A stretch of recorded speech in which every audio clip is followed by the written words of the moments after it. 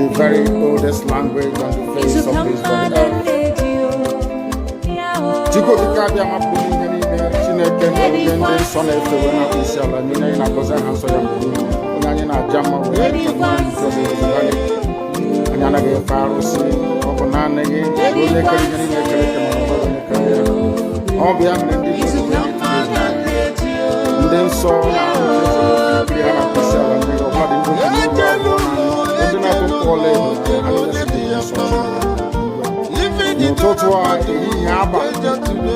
no one in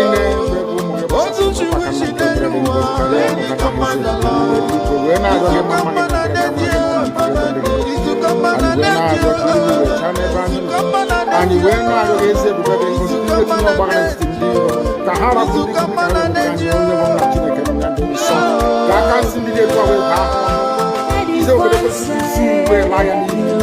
and you went out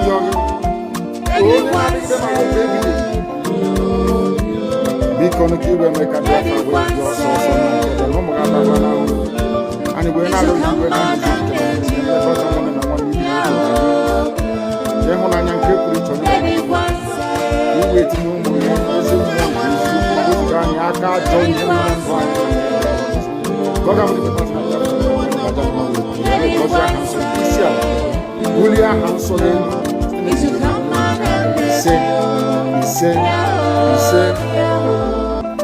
but you know what? I would like you to believe that someone is the cause of it. No.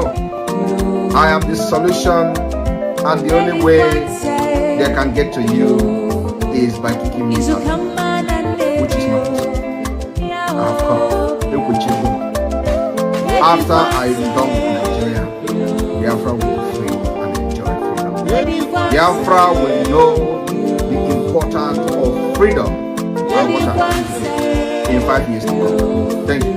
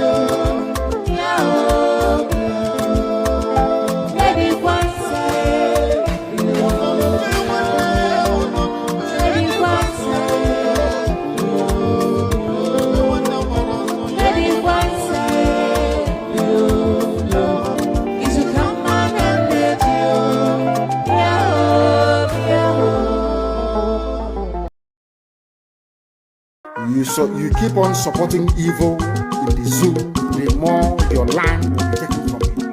The more your daughters will be raped and abducted, the more your sons will be slaughtered in cold blood.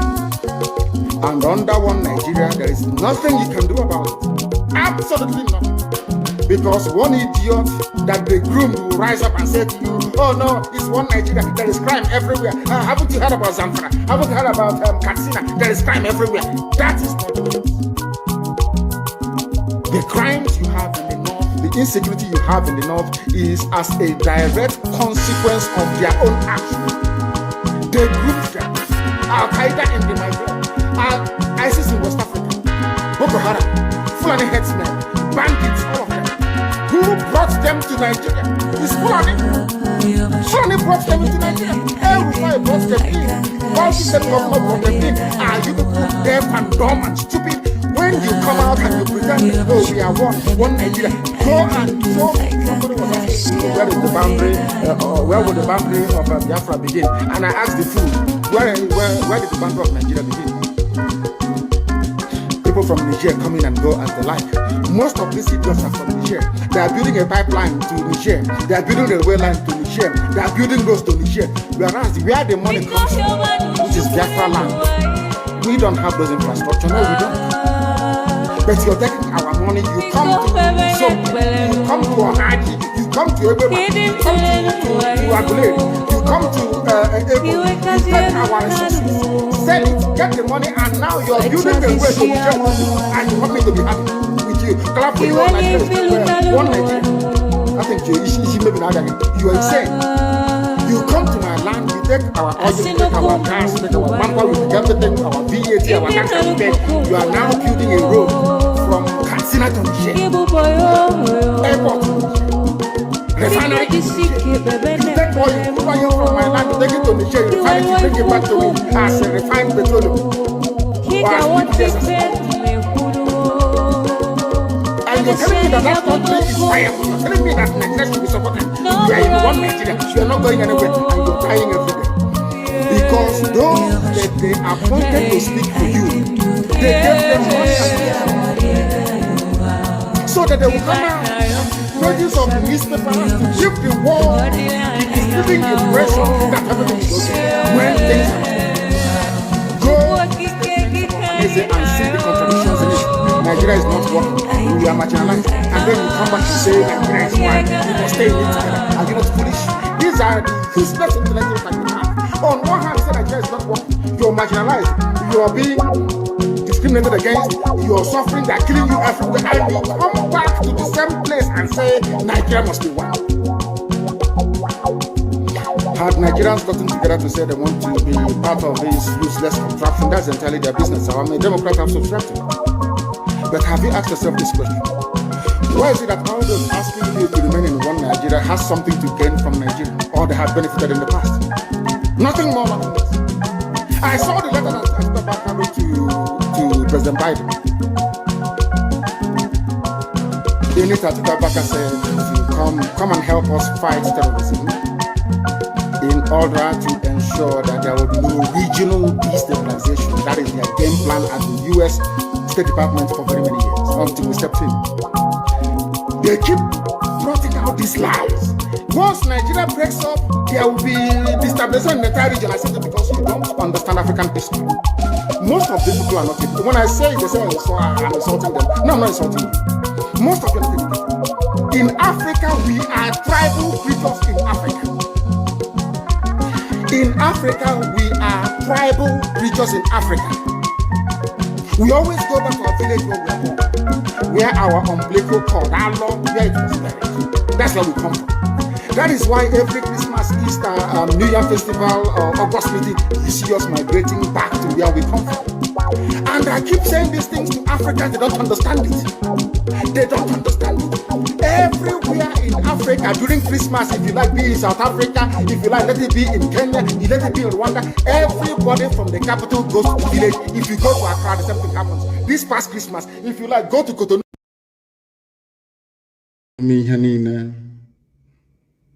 Onye ebere ya na ngozi ya na adịgide mara mgbe ebighị ebi. Onye ọ bụ naanị ya mazuru ihe niile. Onye dị ngozi site n'ebighị ebi ma ruo n'ebighị ebi, nke mere ndị gboo ji wee na-etu ya na ọ bụ naanị ya bụ ebighị ebi. Nna ndị nsọ, onye anyị dabere, anyị na-akpọku aha nsọ gị n'uhuruchi ụtụtụ ehihie abalị, n'ihi na ụmụ gị gbasasịrị ka ụkpaka ụwa niile gburugburu. Wee na-arịọ gị ma mma gị na ebere gị, amara gị na ọmịiko gị ebe ndị gị nọ, ka iru gị wee chaa n'ebe anyị nọ, ka i wee mere anyị amara. Anyị wee na-arịọsị gị ike sị ka ha arabụ ndị kụnri ka ha wee megide anyị, nna nke ebere dị ngọzi, na aka nsị ndị dị etu agabakwa ha ọnụ, na ka ha arabụ imirikiti bụ ndị kụnri wee sị na Biafra agaghị abịa, ndị dị etu agaghị adị, n'ihi na ọ bụ gị onwe gị bụ onye kpebiri na Biafra ga-abịarịrị. Ị bụghị mmadụ, ọ bụ naanị gị bụ Chineke, na ọ bụ naanị gị ka anyị na-efe wee na-aja mma. Ma o nweghị ihe ọzọ ga-eme ka iwe nye anyị Biafra kwere, n'ihi na anyị anaghị efe arụsị, anyị anaghị efe anụkpa ahụ nna nke ebere, anyị anaghị efe arụsị ọwara apịrị apị. O nweghị ihe ọbụla bụ nke aka mmadụ mere nna nke igwe nke anyị na-akpọ isi ala nye. Ọ bụ ya mere anyị ji wee na-asị na ọ bụ naanị gị bụ Chineke nna nke pụrụ m ihe niile, ọ bụ naanị gị bụ eze. Ọ gbarịrịọ ka anyị na-arịọ otu ka anyị na-eto gị, nsọpụrụ ka anyị na-asọpụrụ gị mgbe niile ebighị ebi. Anyị wee na-asị gị nna ndị nsọ, biko lekwana ụmụ gị bụ ndị IPOB n'ụwa niile, ezinụlọ Biafra ebe ọbụla ha nọ, nna nke ebere, ka ngọzi gị wee chọta ha, ka i wee were anya ngọzi nke gị wee lekwasị ndị dị etu a, n'ihi na ndị iro karịrị akarị. Lego ebe niile na nke igwe ka ndị iro wee jide ụmụ gị webe ahụ okirikiri kama na anyị mana mmeri bụ nke anyị n'ihi na Biafra bụ ihe kwere anyị na nkwa na ọ ga-abịarịrị na mgbe nke anyị nna nke igwe. Ọ bụ n'elu nkwa nke ikwere anyị ka anyị gbakwasịrị okwu wee na-akpọkọ ha nsọ gị n'abalị a wee na-asị na ọ bụ naanị gị bụ Chineke nna nke pụrụ m ihe niile ka mara gị na ebere gị ịma mma gị na ọmụ iko iwe ezu ụka n'ime ndụ anyị ka iwe leta ezinụlọ bụ IPOB n'ụwa niile bụ ndị gị onwe gị rụpụtara sị na ha ga-agara gị ozi na ha ga-agbasa ozi ọma nke gị nna nke igwe nke ga-eme ka alaeze gị wee si n'eluigwe wee lọta n'elu ụwa nka ka ụwa niile wee mee ha ọnụ wee si n'ezie na ụmụ Biafra bụ ụmụ Chineke. Anyị wee na-eto gị wee na-aja gị ma wee na-agọzi aha nsọ gị na-asụ n'ụtụtụ niile na nsọpụrụ niile ije ama niile mbuli elu niile ga-abụ nke na-adịghị ụgbọ mara mgbere na-ebe ka anyị na-arịọ gị ise the very language of heaven itself. The Biafran war. The reason why we gave up was because we felt that God had abandoned us. Because some of you are, of course, most of you are very young. You don't know there's a song called Nkosinwam. It was played after the war. I can't find it. I can't find it anymore. It says Nkosinwam Obogeniki Inebe Aquarity.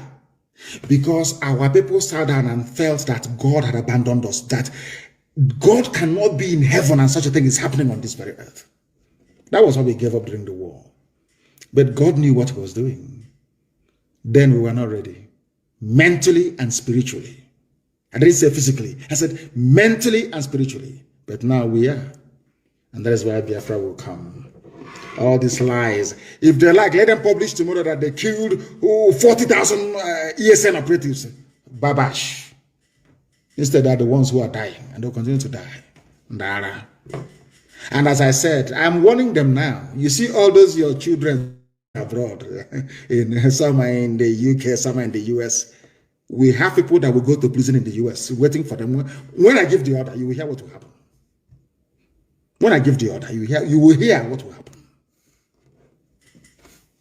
Let us set example with a few of them back home first, before we look for your kids abroad. That trouble, oh my God. You know, I like the scriptures. I want to quote the Bible for them so they understand it.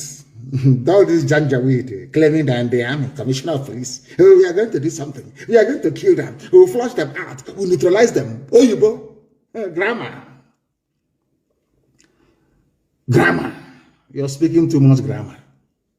We have reconnected on our app is wobbling because they are panicking. If they are panicking, this broadcast, they are shaking. We're exposing them. I want to quote the Bible for the zoo.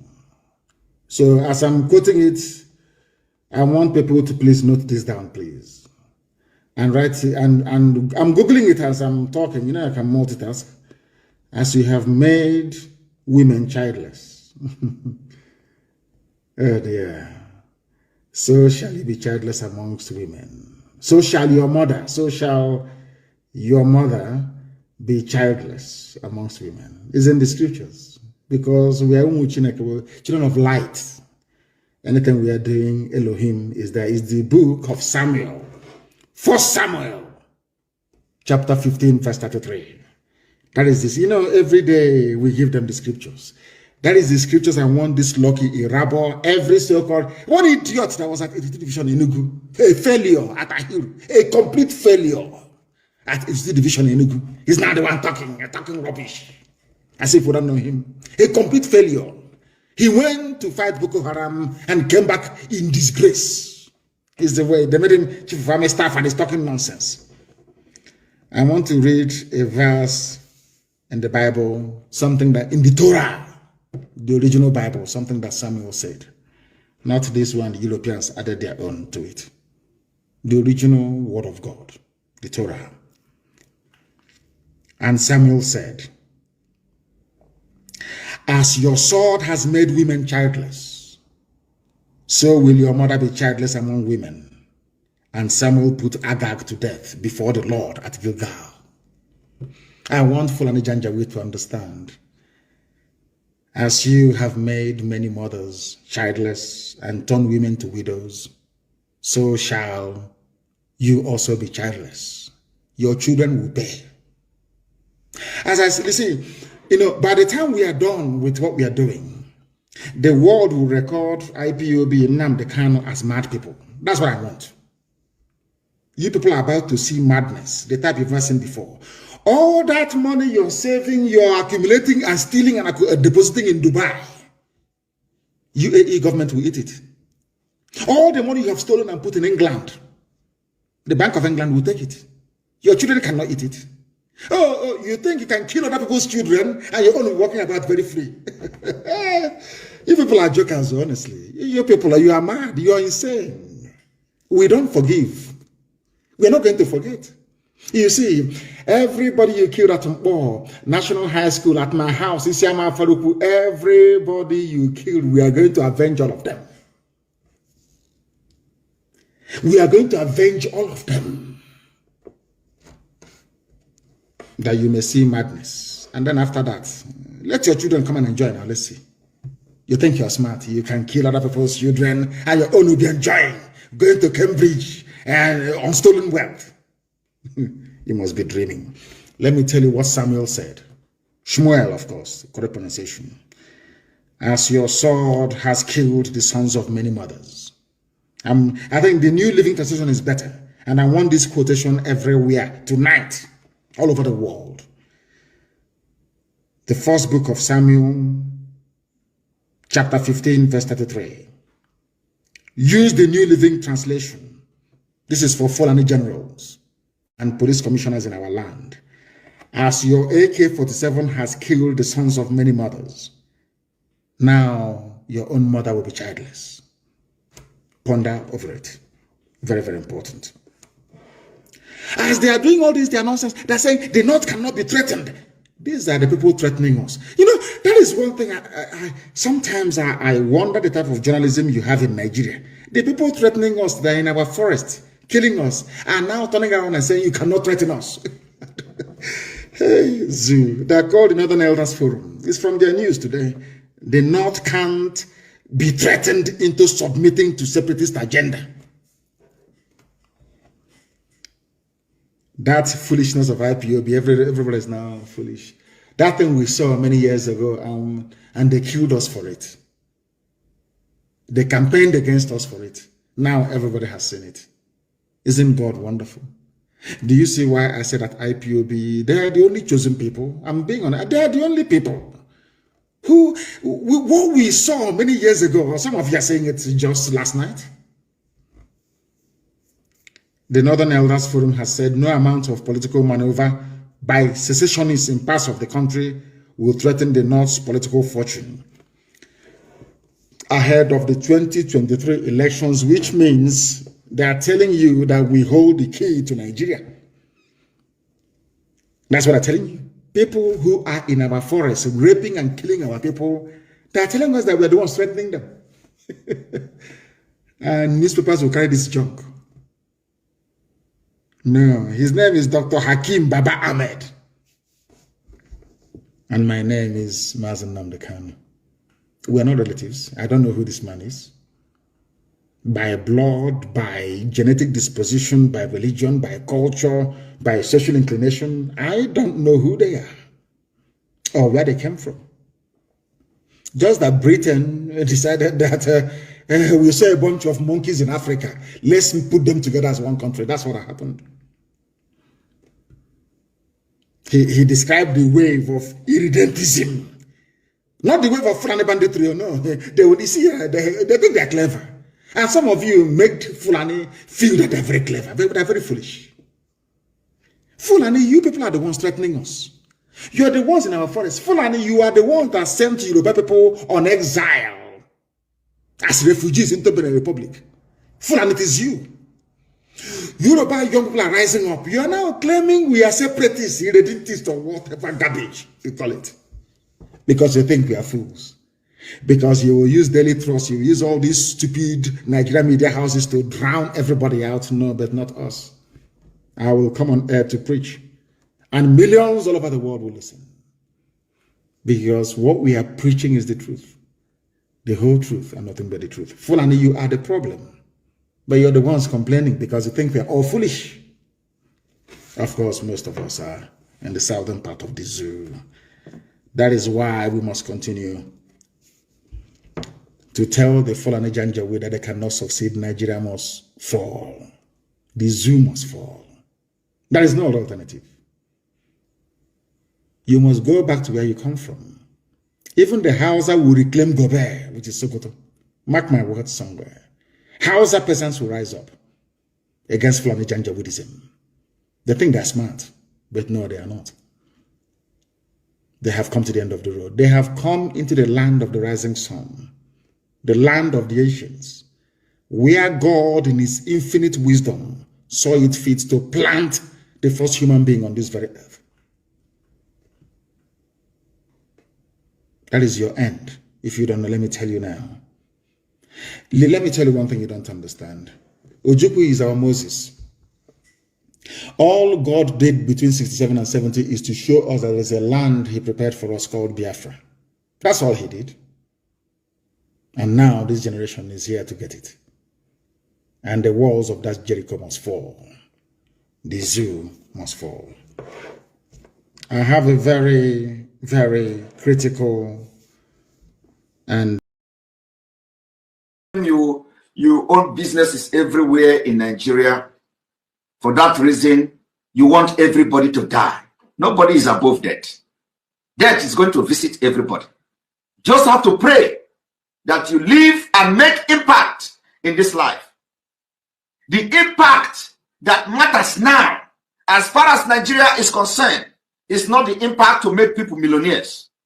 It is impact to make people to be alive. It is impact to make people to feel secure.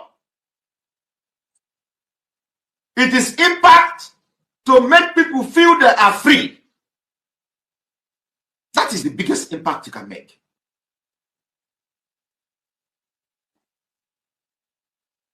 Millions are going to come. People will become millionaires when they are alive. Of what use is it? You make somebody millionaire today and tomorrow he died by gunshot from Fulani. Of what use will it be to the society? You pick up somebody and send him abroad and he come back to Nigeria and police will kill him. It is happening every day. Why do you want to continue to be part of a country like that?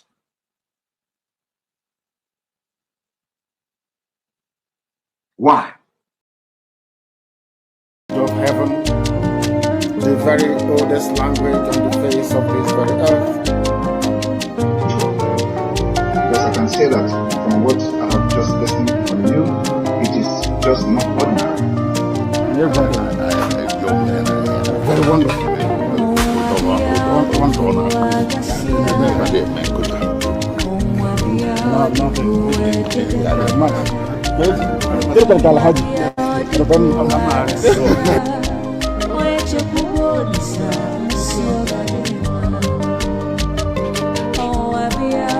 When my lawyers came to see me, I had a discussion with them about how I'm going to defend myself.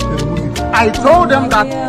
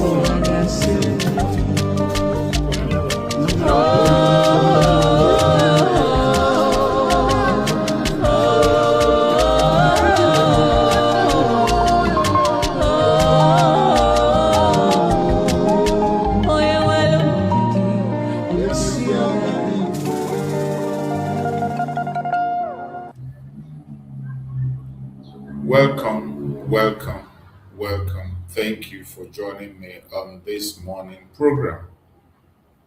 I appreciate everyone that has connected to the program wherever you are connecting from. If you are joining us on YouTube where I'm hosting the program, you are joining on Facebook, or you are joining us on TikTok, I appreciate everyone that has connected. I welcome you and I thank you for being part of the program.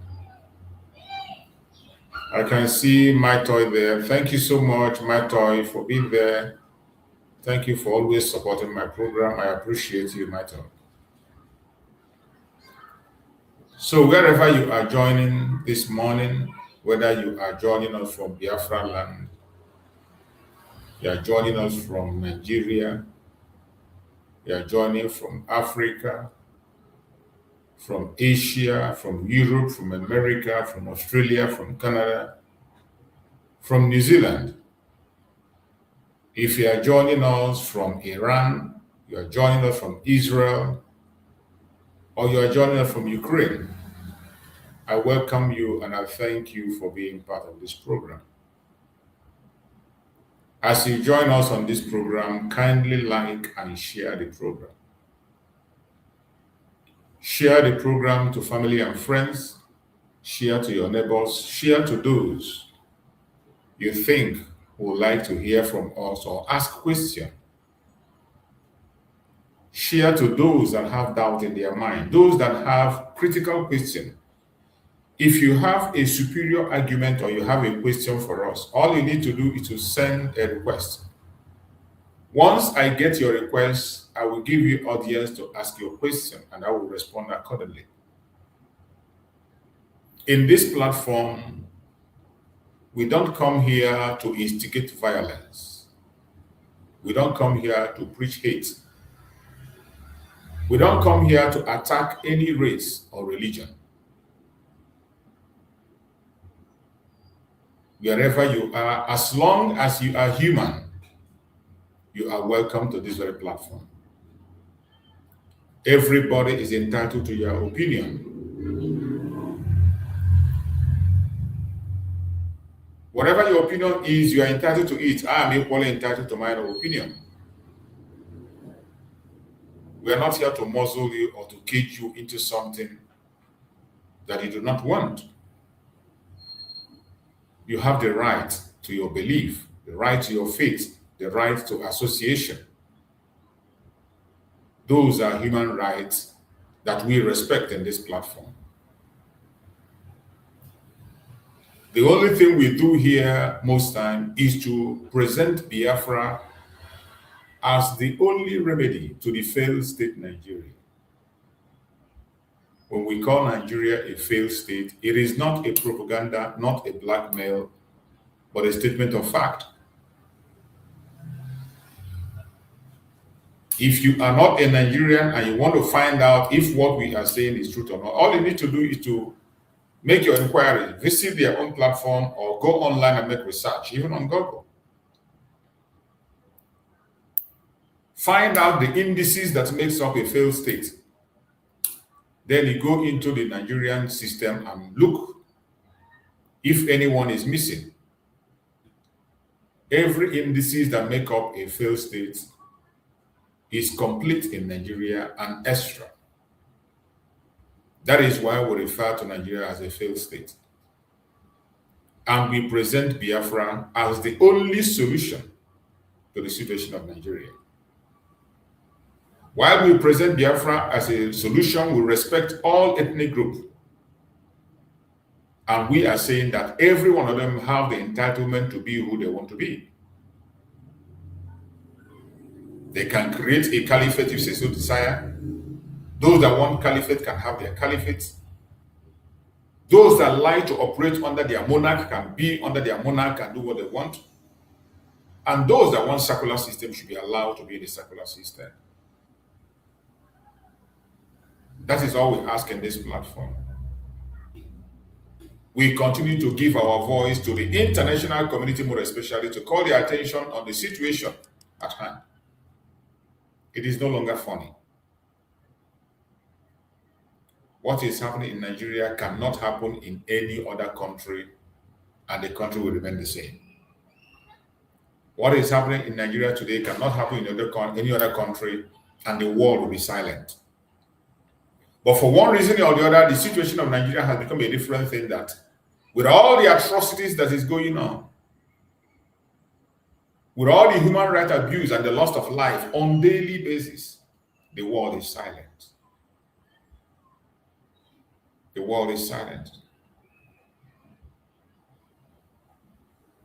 And of course, we understand, because it's an African country. It is very difficult to save an African. Very, very difficult to save an African. If it were to be in Asia, Europe, or America, it would have been a settled issue for a very long time.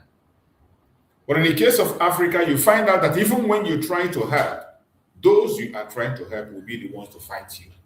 You need to fight the people you want to help, subdue them, then deliver them. That is why it's difficult to save Africa. Very difficult. In most cases, you find out that they are the one in the front line of destroying themselves. You need to fight them to save them. And the world doesn't have much time to do that presently. But there are so many of us who are ready to be free. And we will continue to speak. We will continue to call the attention of the international community to do the needful, more especially the United States of America. The United States of America have taken it upon themselves to pay attention and do the needful.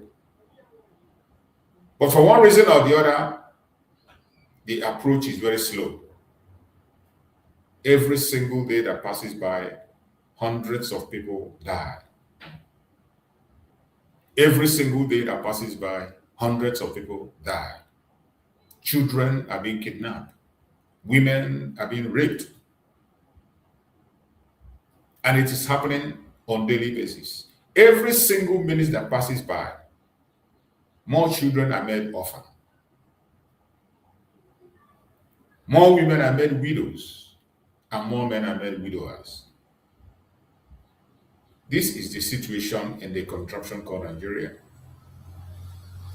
The earlier you accept this, take up the responsibility if you want to do something and go into action and stop it, the better. And we are providing a solution. In the solution we are presenting, you don't even need to throw a single bomb. You don't need to put your military on the ground. Speak the word. Let country be created along value system. That's all we want. Every region in Nigeria is capable of defending themselves. Every region is capable of protecting themselves, as long as the border is drawn. That is all we're asking. You don't need to waste your resources. But for one reason or the other, the colonial master, the British, is fighting so hard to delay the freedom of the people. And while they are delaying the freedom of the people, Chukwu Okike is also sending destruction to them. Their own land is taken over.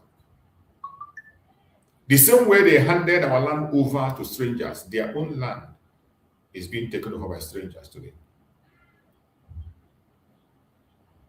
And they cannot escape it. Just like Mazen Nnamdi prayed, that if they refuse to remove their hand from the enslavement of Biafrans, if they refuse, their land will be taken over.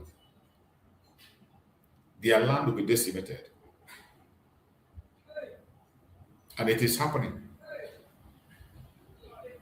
Even though they will pretend not to see it, not to know that it's happening, but it will continue to happen. And they cannot escape it, no matter what.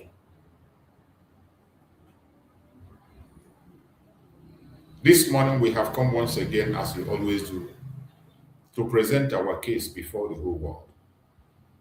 And wherever you are watching, I urge you to like and share the program. That is the only way you can help us on this platform, nothing else. Like and share. This is a time we need our voice to be heard. We need our voice to be heard. We need our voice to be heard more than ever before. We know that the social media networks are not favorable to us. So the only way we can be able to pass our message across is by you helping to share in your own platform, in your WhatsApp group, in your X handle, any platform that you have, share the information so that people can be able to hear us, our voice. Today, the topic I'm discussing today says, Nigeria's divisive system, colonial legacy, ethnic tension, and the Biafran question. That is what we are discussing today. Nigerian divisive system, colonial legacy, ethnic tensions, and the Biafran question.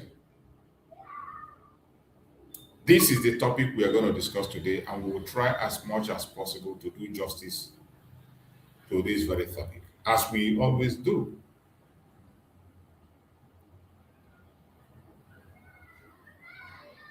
Wherever you are joining me from on this program today, from my end, I say good morning, good afternoon, good evening.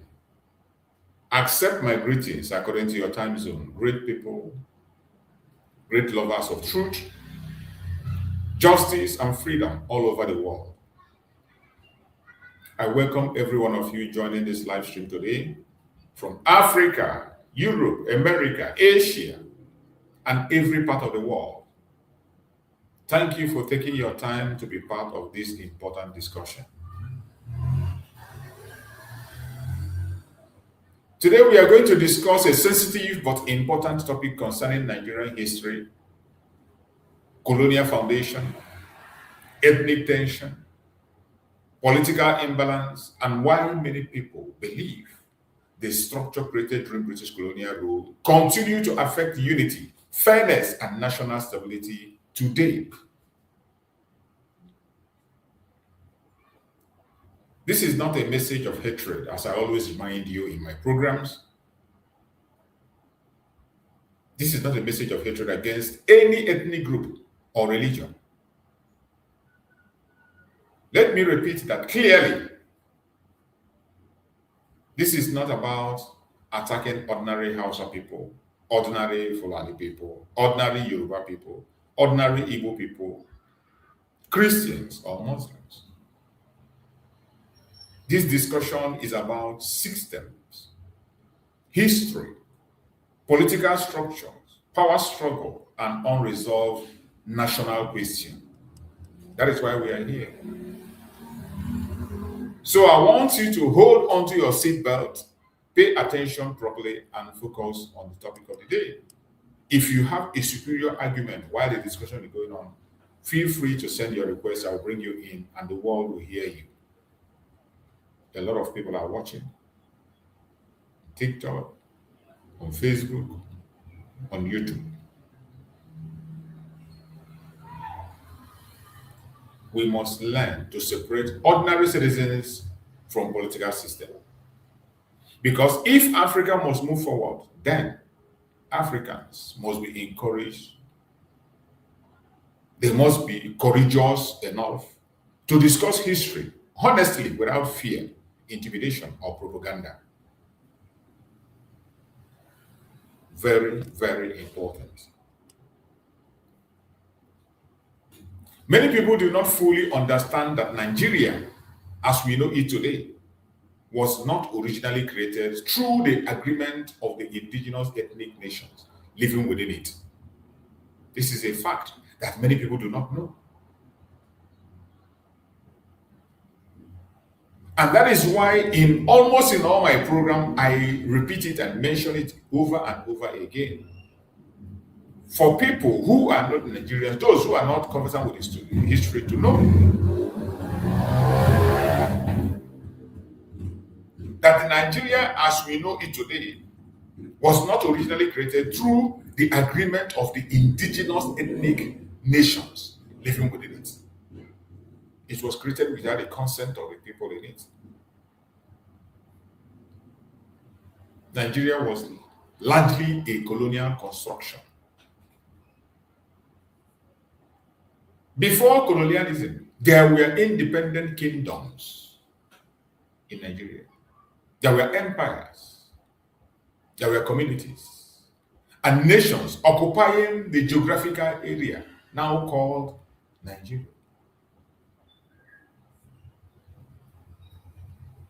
There were the Igbo communities in the east, the Yoruba kingdom in the west, the Hausa city-states and Fulani Emirates in the north, the Igbo communities in the Niger Delta. Today, they call it Niger Delta. Then it was in the southeast. The Tiv people, the Ibibio people, the Efik people, and many others. These were different kingdoms in that place before the colonial invasion. This group have different cultures, different belief system, different political arrangements, different economic structure. But during the period of British imperial expansion, these different groups were merged together under one administration, under one administrative structure, for colonial convenience and economic exploitation. The British amalgamation happened. The British amalgamated the North and Southern Protectorate in 1914. Many historians have argued that this amalgamation was done primarily for administrative and economic reasons, not because the people desired political unity. And that is exactly what it is. Absolutely true. And from that very beginning, many structural tensions were already planted into the foundation of Nigeria. So whatever you are seeing today in Nigeria did not just start yesterday. That is when you see them talk about peace, talk about unity, you begin to wonder, where are they going to find it from? A country that was created under a country was created on division, on enmity. How on earth do you think you can have peace and unity in such kind of a country? How do you think it's going to happen? One major criticism often raised against the British that all of us confirm it is real is that colonial policies strengthened regional division instead of building genuine national unity. That was what the colonial era of the British did. The colonial era of the British, their colonial policies strengthened regional division instead of building genuine national unity. This is what we refer to as divide and rule. That divide and rule is still operational in Nigeria till tomorrow. That is still the system they are operating till tomorrow.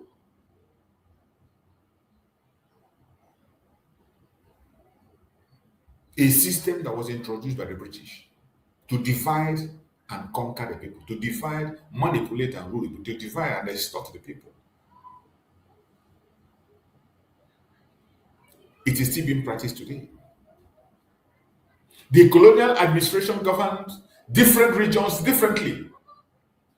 That was how they governed different regions differently. Education developed faster in some areas than others. Missionary activities expanded more in the southern Nigeria. Economic opportunities became unevenly distributed.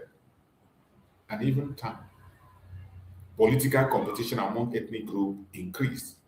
So whatever tension you are seeing today did not start today. That is why if you are genuinely ready to resolve the problem, you know where to start. If you genuinely want to resolve the problem, you should know where to start. That is why we speak the way we speak. That is why we say what we say. And we will not stop. Not today, not tomorrow, not ever. We will continue to make our case. And this is the reason the Biafran people have continued to ask for self-determination. They are asking for their own independent state to be who they are supposed to be. They are not asking for independent state to intimidate anybody. We are not asking for independent state to fight against anybody. We are asking for independent state to live like human, to save life, and to save humanity as well. It does not matter how you pretend. It doesn't matter what you feel, what you think, or what you say, or how you feel about our agitation and our quest for freedom.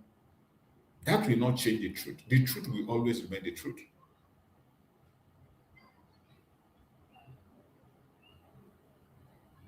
The truth will always remain the truth, and you can never change it.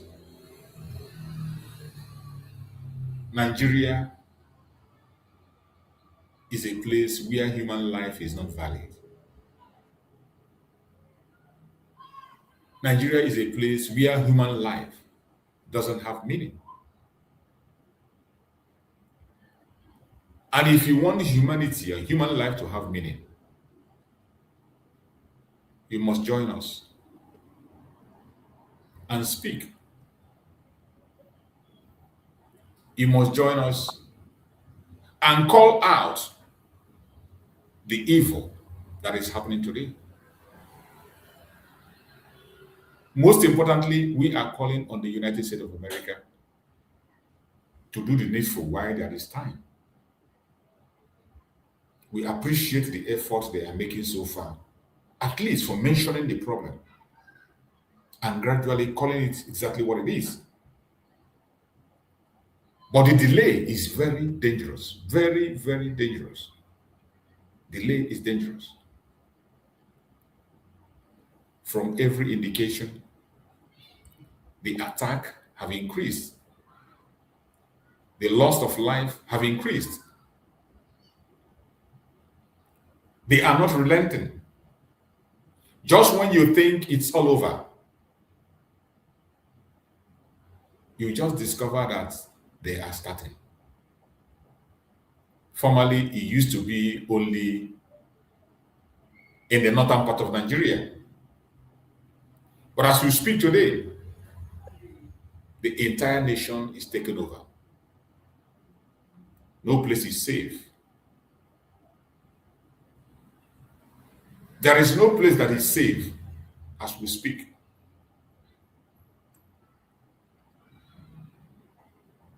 The earlier, the better. And the earlier the United States go into action, the better, more life will be saved. But if you continue to delay and follow Nigeria in their system that they operate, many lives will be lost. Many lives are going to be lost. That is why we are calling on the United States of America. We are speaking every single day.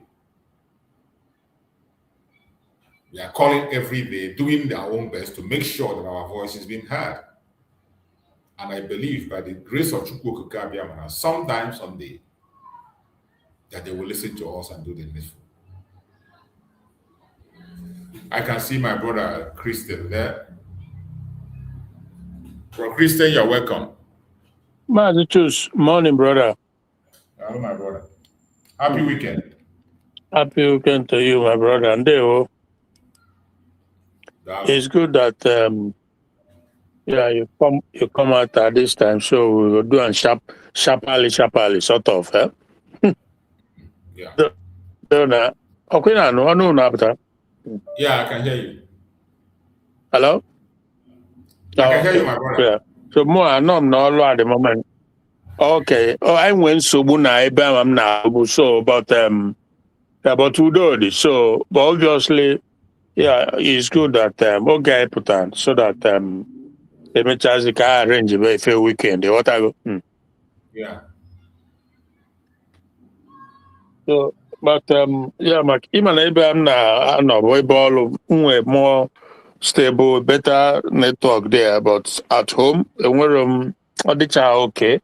So, but Yeah. we see how it goes moving forward, so that if possible, malo the time so I will just go to areas where we have a better coverage. Okay, that? Huh? Okay, my brother. Yes, moving in the future, just we see how it goes, and but Udodi. So yeah, the test I sent to you was about the video from my Kanu, and I'm sure, I don't know if you've seen it by now, right? Yeah, I've seen the video. Okay, so I was like, maybe we touch it along the line, as we goes along, maybe we touch it, and let me just 1 minute, let me close this up. So yeah, that is but whatever the topic will be, I will play along, and we discuss it. And maybe within the topic, we talk about the great job that my Kanu is doing. I think it's a fantastic job what he's doing, because, like I said the other time, he is under no obligation to do it. He is doing it because he's a man that abhorred injustice. I think he's doing it because he's a man of good conscience, and we must applaud him for that. Yes. So even though that he's looking at the whole situation slightly differently, but at the same time, I feel like at the end, the required end will be the same. And ultimately, we all, no matter the approach, the method and tactics or whatever, we all get to that point, that destination, So I don't know how you want us to begin today, but maybe I'll just wait and let you, kind of unfold the plan for today. Then I can come in where you want me to come in, and whatever we will have to talk about. So I don't know. Yeah, I think the topic I'm discussing today, it has a lot to do with what you are saying and the issue, what Nnamdi spoke about on that very video that he made. I'll try to see if I can be able to get that video out, and so that we can play it and carry it along while we go on the program. Because that would be wonderful. That truly, because he touched the various issues. It's not like it's not one dimensional. He touched on from the get-go, from the inception, till this day, and what is required, and solutions and everything. So it's very detailed analysis. So yeah, like you said, if you can get it, maybe we play it and we dissect it as he plays along. So, but yeah, I'm up for it, my brother. Thank you. Yeah, let me check. I think I saw in his platform, and it's like he posted another one. It's like he posted another one again. So let's see. Let me see the one I have here. If that's the video we're talking about. Okay, because brother Chus, the first that I saw from him was the one he was like addressing either members of Congress or some section of people. He was addressing them. So that was the first one I saw. Then this second one was more like a podcaster on his own. Yeah, I think this is the one. This is the second one that I saw, right? So yeah. I don't know. Are you saying he has another one, the third one? Because this is the second one that I've seen. Yeah, I think that when I went to his platform, I saw another third one that he posted. Hello? 20-something minutes ago. 20-something minutes or so. But I'm not sure about that. Let's see if this one is the one we discuss. I can able to get back to that one and see if I can get it. Let's see this one.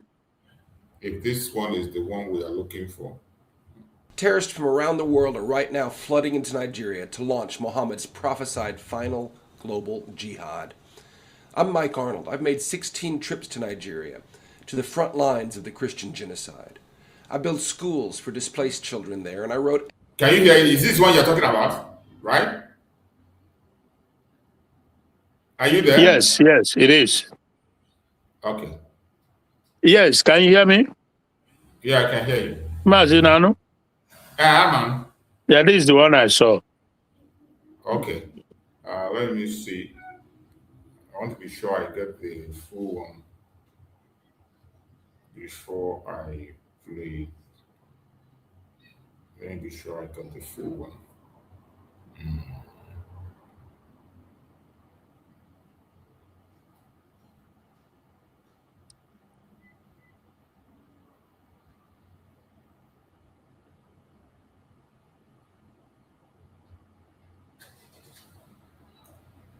Arnold is doing a great job. He's doing a great job. It's unbelievable what he's doing.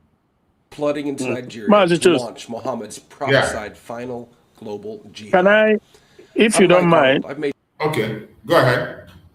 Yeah, because Frank, okay, I think I saw this video from Mike Arnold. Yeah. On YouTube. Then I equally saw it on platform. Yeah. So, but because should I say, since this year, frankly, I've been away, sort of. So occasionally I dive into programs here and there, but so I'm not like well updated on the happenings since this year, as a matter of fact, you know. So yeah, but when I saw it on Van Van's program, I was still like bewildered by the fact that till this day, nothing has changed in terms of these continuous accusations and name calling and stuff like that, you know, because you know, like maybe let's say last year we were similarly on the same pattern or trajectory, that you have a platform yourself, but you don't come here to bring anybody down as a Biafran,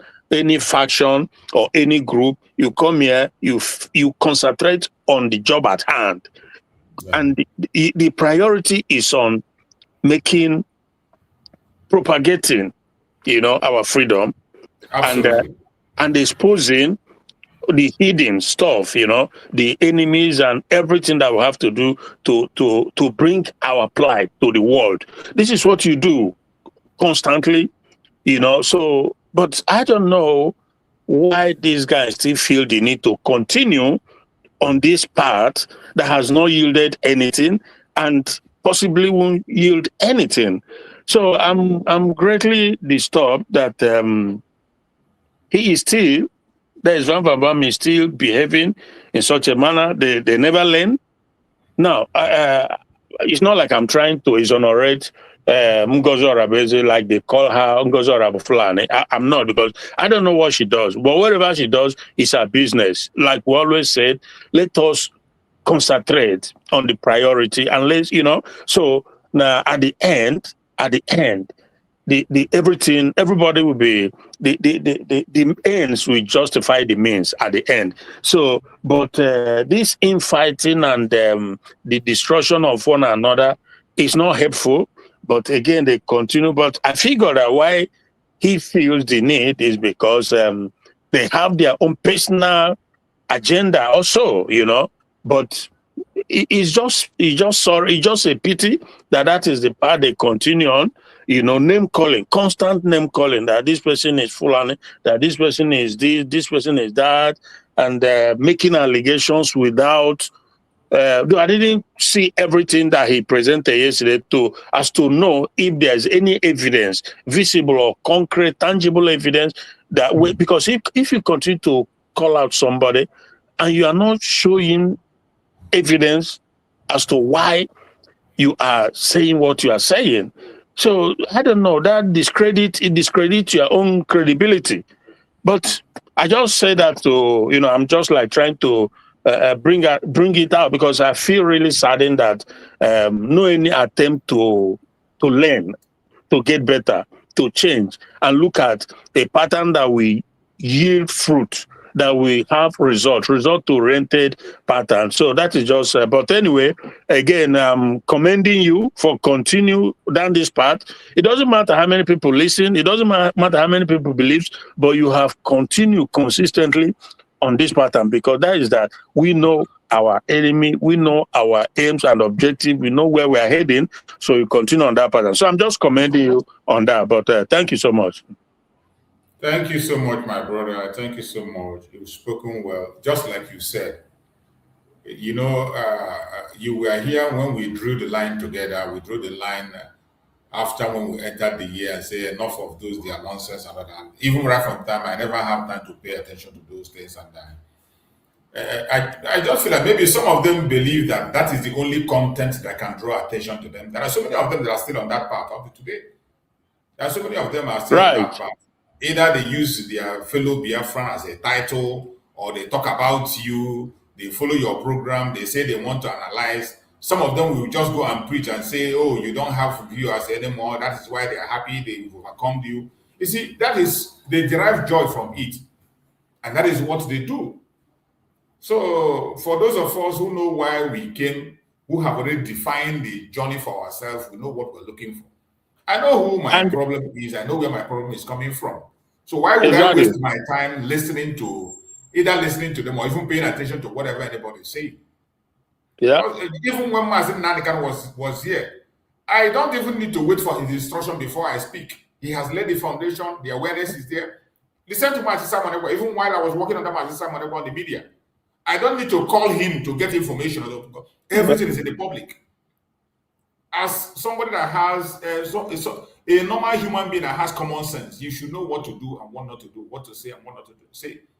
More especially at this particular point. Exactly. In time. At this particular point in time, when a great opportunity has presented itself and there is nobody to push it. You can imagine that Mazen Nnamdi have now taken back the responsibility to begin to fight for freedom from detention, because there is nobody outside doing anything meaningful. That is why he reached out to Arnold through his lawyers for the Sokoto declaration that will be coming up on the 30th. And that one have created, that Sokoto declaration have created a new tension in Nigeria. Exactly. They don't know what is coming. They don't know what he's going to say. Knowing fully whether he's in connection to Arnold alone is a thorn on their flesh. Yes, it is. It is. So the thing is, this is something that people who were outside are supposed to do. They couldn't be able to do it. Somebody who is in prison was the one that made the link. Yeah. Imagine. Yeah. So you see, that is why, you see, this is the thing. At the end of the day, but you see, I figured that these guys, it's all about their own personal or selfish interest. So that they are looking at it from the angle that when they pull you down, then they can climb up. They can become center of attention. Then it's like the spirit of if it's not from me, If he doesn't come through me, he can't come through anybody. That is a very dangerous crab spirit, spirit of pulling people down. Because like you just said, the one who is confined, Mazi Nnamdi Kanu, who is inside and confined, is the one that is able to make this breakthrough, because Mike Arnold is a very valuable asset, and Chuko Kabiama, made it happen through the one that is inside. You who is outside, who gets donation from people, you who is free to do, you are not able to do anything. Rather, it's all about fighting one another, which is very bad. It's really, really very bad, because like I said, I don't try to defend neither Ngozi and her group or anybody, but they should all just stay focused and stop pulling each other down, so that the aim should be, when any of these our leaders comes out, be it Mazi Simon Ekpa or Mazi Nnamdi Kanu, then we can all rally around them and work with them on a direction to liberate our people. That is what exactly ought to be. If someone comes out or Mazi Nnamdi comes out, we work with them. And whoever among all these other factions that refuses to work with them, we will now know. It becomes obvious, that you're on the wrong path, because these are the two leaders so far. These two guys are the two leaders that has distinguished themselves, physically, name it. They've shown high level of commitment and unwavering support for our liberation. So these are the two outstanding persons. So if you, on the other hand, you see things.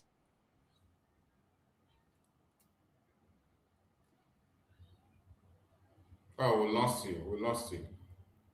We can't hear you. Check your network. We lost you, my brother Christian. We lost you. Bro Christian. Check your network. We lost you. We can't hear you anymore, bro Christian. We can't hear you. So just as he was saying, just as our brother was saying, it's really disturbing. It's really disturbing. That is why I try as much as I can not to pay attention to those distractions. When I come in my platform, I don't mention anybody's name. I'm not here to praise any individual nor any group or persons. No. My mission in this platform here, as always, is to present Biafra to the world as the remedy. To represent Biafra, present Biafra in a good light. And so many times I ask them, when you come to a platform and you are speaking against your brother, what are you expecting the outside to see? You are asking for recognition, you are seeking for recognition. At the same time, you are destroying the image of that thing you want them to recognize. If somebody who is not a Biafran wants to recognize, what is he or she going to recognize? I don't know how some of them think that every time you call your brother a name or your sister a name, that name is bouncing back to you. Mazi Simon Ekpa said it in one of his programs that I always play here every time. I play that program all the time. When they were attacking Mazi Simon Ekpa, out of it, Mazi Simon told them, you were calling me name, calling me different kinds of name. When BBC began to report about the issue, didn't they include you? They included everybody. All those people who were attacking him, all of their names were included. But they thought when they come and call Mazi Simon Ekpa name, call him this, attack him, bring him down, and then they will now become glorious and people will not accept them. Nobody is going to accept you. Yeah. Yeah. The reason people make inquiries when they go for marriage is to know the kind of things you have in your family, so that the person who is coming to marry will prepare and know the kind of things he's going to meet. Most of the time, the investigations and inquiries we make on marriage is not because of your partner alone. Your partner might be very good, excellent in everything, but you have to dig deep so you know the kind of things he had the tendency of doing, the kind of attitudes he or she had the tendency of displaying. So when you come as a Biafran, you tell the world that a Biafran is a terrorist. A Biafran is a killer. A Biafran is they know that you yourself as a Biafran, you have the tendency of becoming a killer. Exactly. Or a terrorist. Exactly. So when people are coming to recognize you, they have to be very skeptical. They have to be very, very careful. Yeah. Because that thing you are telling them that your brother is doing, you are the same blood. You have there is a tendency that you can be able to do that same thing. Yeah. So I don't know how people reason at this critical time that we have to put ourselves together, focus on the main purpose. Present Biafra, let it be acceptable to people. You will not do it. Go ahead, my brother. Yeah, because that yesterday he was calling them terrorists, that they are terrorists, they are working with Nigerian government, they are blah, blah, blah. Again, this is the problem. If you are calling your fellow person a terrorist, it will backfire on you. It will backfire on you. You are calling yourself. It is yourself that you are calling. Exactly, because then people will pick it up and, tag them the same thing. So, which is wrong, And for me, I think that it boils down to that selfishness, the fact that some of them in their mind, they feel like if they can destroy you and turn Biafran to their side, that is garner the support of Biafran, so that when our leaders, any of them comes out, then they will have no choice than to, just follow their own pattern. So you see, that is that struggle between the various, but they are making a big mistake. You know why I say that? Yeah, they are making a big mistake because Biafrans, we are not perfect, not even by a stretch, but we have common sense for the most part, so we don't get misled. In no time we figure it out. Biafrans have shown time and time without number that they are able to figure out with time who is on their side and who is not. So this is the big mistake they are making. When by the grace of Chukwuka, Nnamdi Kanu comes out or Samaneba comes out, we see Biafra will be able to dissect and know who is on the right side and who is not. Again, like I said, it's been demonstrated in the past and will continue to be. So we are not a people that follow sheepishly. We are known for that. We don't follow sheepishly. You have to show your fruit, have to show what the product is made of. So this whole thing, because again, while I don't have any evidence to accuse anybody, I don't see, there's nothing on the ground to show that the faction led by Ngozi Orebeze is doing the right thing or on the right trajectory. I don't have it. And there's nothing on the ground. Again, this is me speaking. There's nothing on the ground to show they are doing the right thing, because all this time now, a year thereabout or more, there's nothing, absolutely nothing to show. To the extent that is people, our leaders who are inside, that are making more impact than those who are leading a path. So you see what I mean? So same goes for the rest of them. That's why my humble opinion is that let us stop destroying one another. We just have to stop this. Place anybody wants to be, just be there and pursue and do your own. Do your own. Yeah. I don't care wherever you belong. Me, I don't belong anywhere. I'm on my own, doing my own thing. Yeah. If you choose to join any group, it is your right. Exactly. If you feel that something I said here that is not right, come to my platform, click link, come in, and let us debate it. Yeah. As simple provided. Yeah, for me, it's all about making sure you don't embark on the policy of destroying one another, because that will not yield us anything. So, like I said, they continue to, go. But I by now, one would have, expected some of them, like him particularly, to have changed, learn and do his thing. But rather, he keeps coming up to make unfounded accusations. So, but again, if I don't follow him or I don't listen, just on occasion, right? So, but I haven't seen any evidence of all the accusations he makes. But if that's how they've decided, or he has decided to continue, fine. At the end of the day, the truth shall see the light of day. I believe that 100%. So there's no amount of sycophancy is saying that you are this to Simon Ekpa, you are this to Nnamdi. None of this is gonna, because these two guys, like I've been saying, they are different. They are just different. You can play all your hypocrisy, sycophancy, whatever. It's not going to cut it. At the end of the day, the truth, it's like they are so cut out. These two guys are so cut out and different. And it will show, everything will be justified with time that they are different.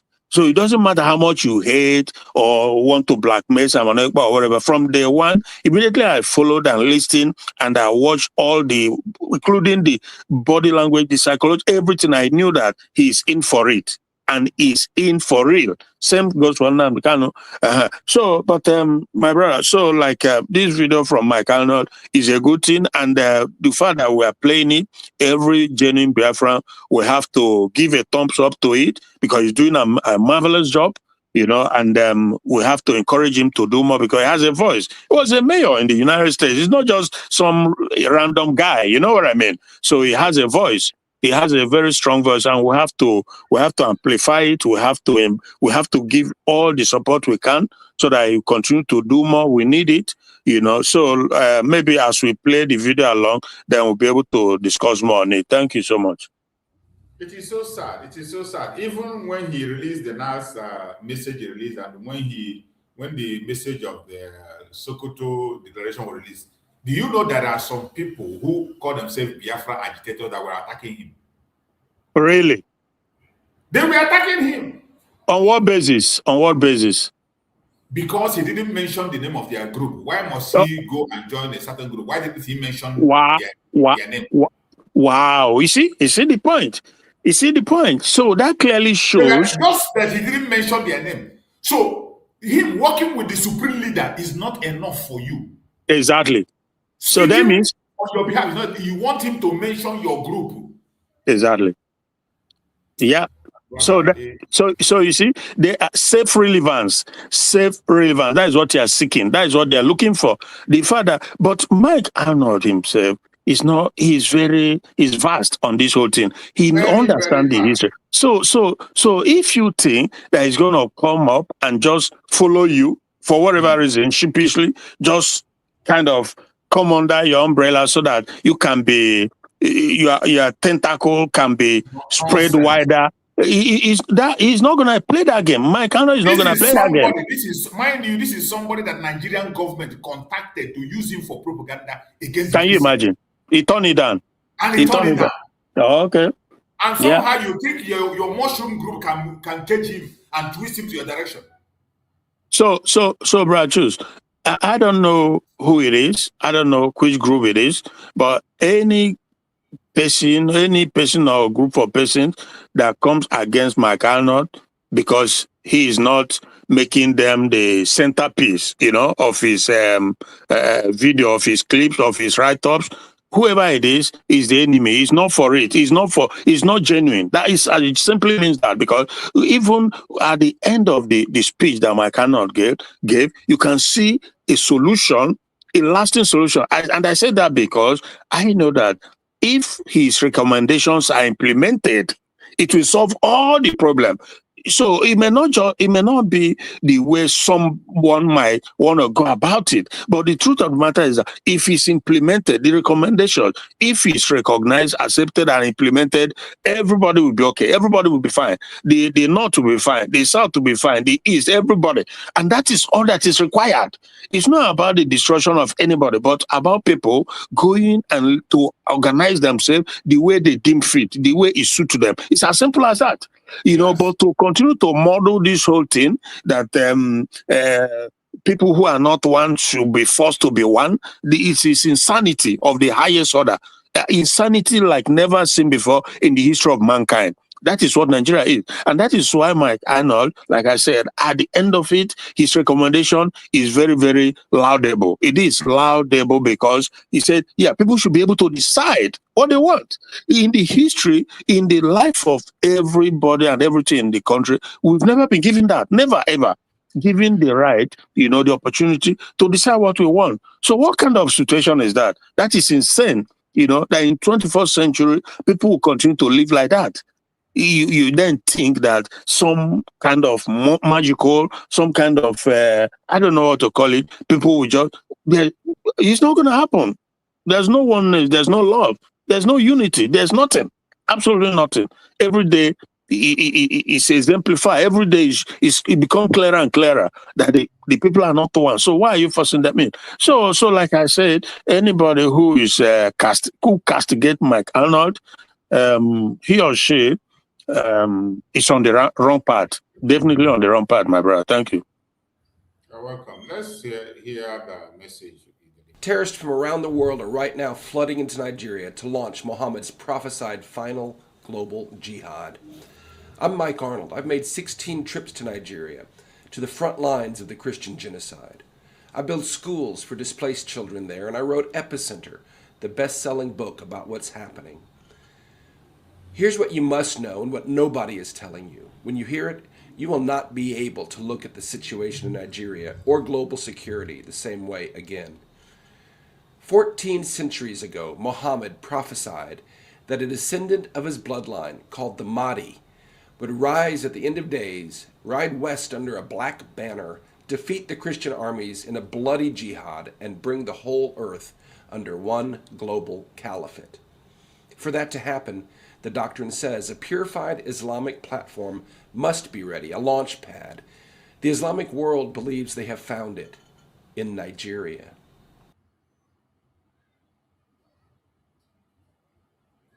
Oh, I think this one I got is not complete. The one I think you got it right. Yes. Yeah, but this one is not complete. Right. Let me look for the other one.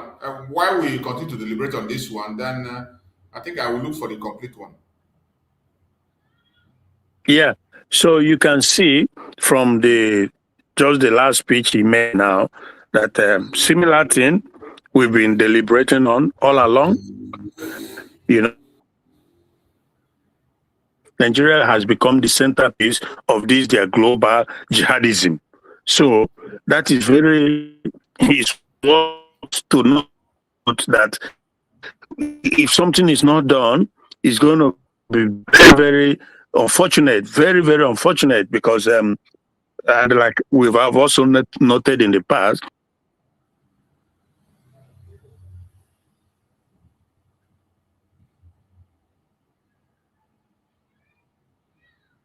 we can't hear you, bro. Christian, we can't hear you. I guess they kicked you out again, or your network has done it again. Bro Christian, your network has just taken you out. So try and get back.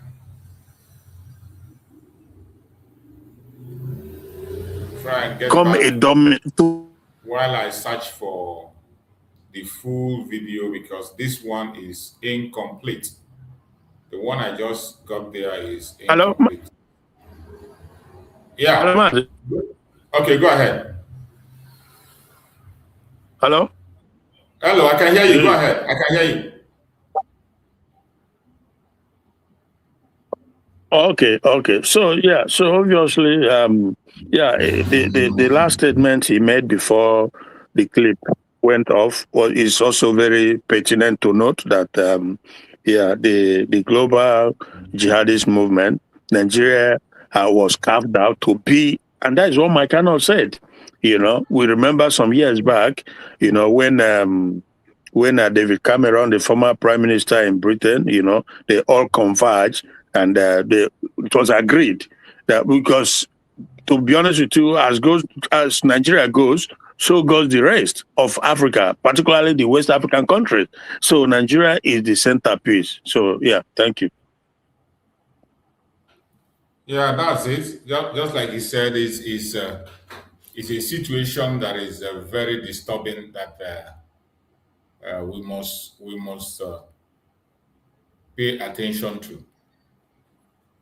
Arnold have done a very great job. He has done a very, very great job and continue to do a very wonderful job in this cause. I don't know why some people are still looking down on the effort that he's making. And he has always pointed, from the very first speech he made when he went for the hearing in the Congress. When he went and did a speech in Congress, it was a bombshell. Among all the people who have been speaking in that Congress, I've never seen anybody that took the matter at the level Arnold took it. Yeah. Arnold was the only person that was able to capture the whole event. Yeah. He captured everything from the amalgamation to the Biafra issue to Christian genocide to Mazennan. He got it all. Yeah. He didn't leave anything out. He didn't leave anything out. So I wish and one thing also that I'm thankful of is the fact that he's not a man that is naive. So he's not naive at all. He understands. He understands us. He understands black people. He understands the what over the years, the toll that he has taken on our people, So he is so understanding. Therefore, I'm not really like overly bothered by the fact that there will be some Biafrans who are trying to come against him. He will understand that amongst us there will be people who will be willing to sell out because they are tempted to buy him too. He will know that. It's not everyone. It's not every one of us that comes out to shout Biafra, Biafra. Really meant it. It's not all. He knows that. He knows that. So if people are gonna come out to castigate him, he will understand too that. Yeah, some of them they're attention seekers. Some of them personal interest. Some of them bought over by the zoo already. He knows. He knows all that, and that is why he will not give up or give in, and he will continue to do his best. So we who are looking, to the rating, we are looking for the right result.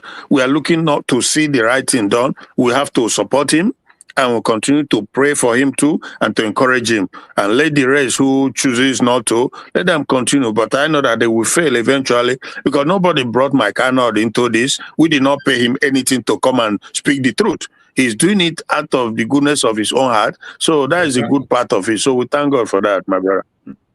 Yeah, it's really commendable what the guy has been doing. It's really commendable. For a long time, we have not had such kind of a strong voice making a case for Biafra. Yeah. We have never. I think this is the very first time we are having a strong voice that we come and make a case for Biafra in the open. Yeah. Others might be making it indirectly, all the lobbies and whatever. In his own case, he's doing it on his own. Nobody lobbied him. Nobody paid a dime for him.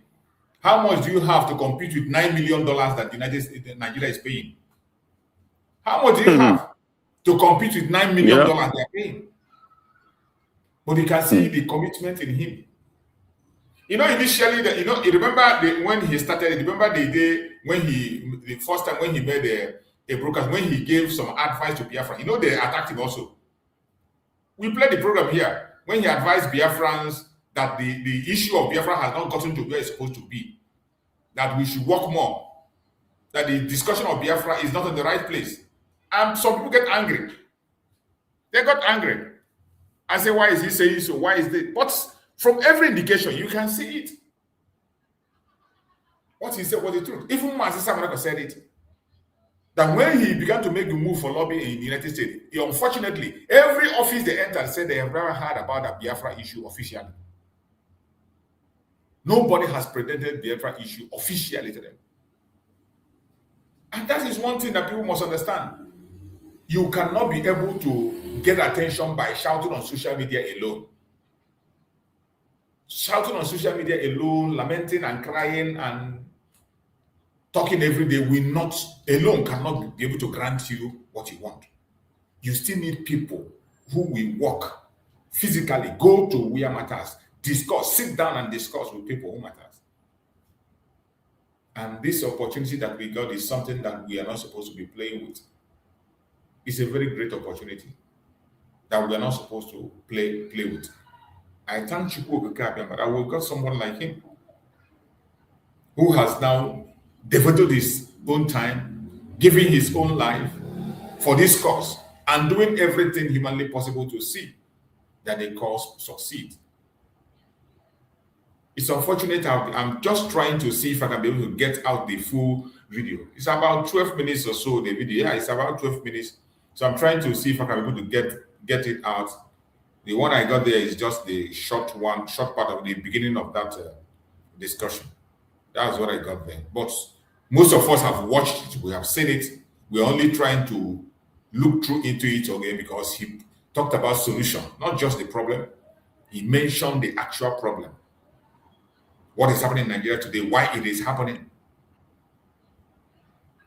the role the police are playing, how the whole thing is connected to the Sokoto Caliphate and all that ones, all those sponsoring their terrorists here and there.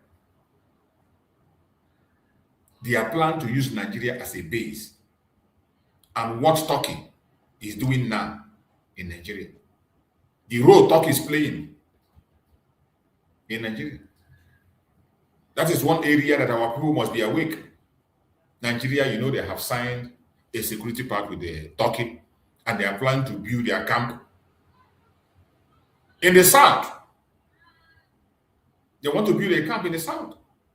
And the question is, why are you building the camp in the south where the terrorists that you're supposed to fight are in the north? If you genuinely want to fight terrorists and genuinely want to make impact, you should build your camp in the north, not in the south. The camp should be built in the north, not in the south. So why are you building your camp in the area you're building it? That's the question.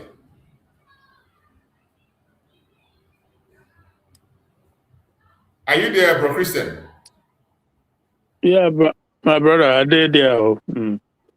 You know, say, I don't change. I've changed network. I don't change network tire. You know, I don't because of this internet problem.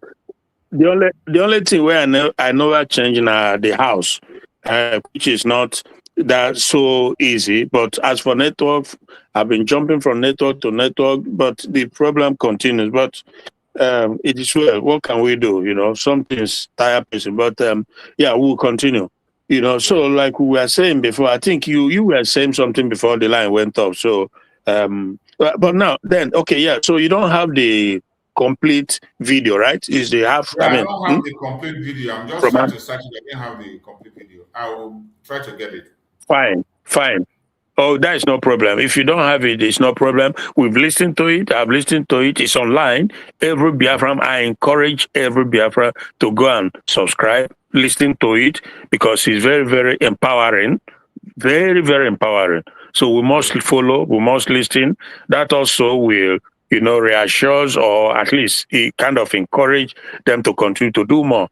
You know, these are stories, these are history that need to be told. And somebody with a larger speaker is speaking about it. So it's a good thing, you know. So obviously, yeah, like, I don't know. I think he just nailed it. My Kanu nailed it. One more thing, I think. One important area he mentioned. You remember where he mentioned about the role of Turkey? Exactly. The role of exactly. Iran with the Caliphate, Sokoto Caliphate. Yeah. How you know, he linked them together and the plan they have. Yeah, we know that. You know why? When you look at it now and you see the path that Nigerian government have reached now with Turkey. Exactly. Planning to build a camp in Biafra land. Okay. Oh, really? Biafra land. Really? Oh, you've not heard that one? Where exactly? They have not reviewed the place they want to build it yet. They've not reviewed, but what they are saying that they have already given the approval for Turkey to have a base in Nigeria. But where the base is going to be situated, they want to situate the base in the south, preferably the southeast.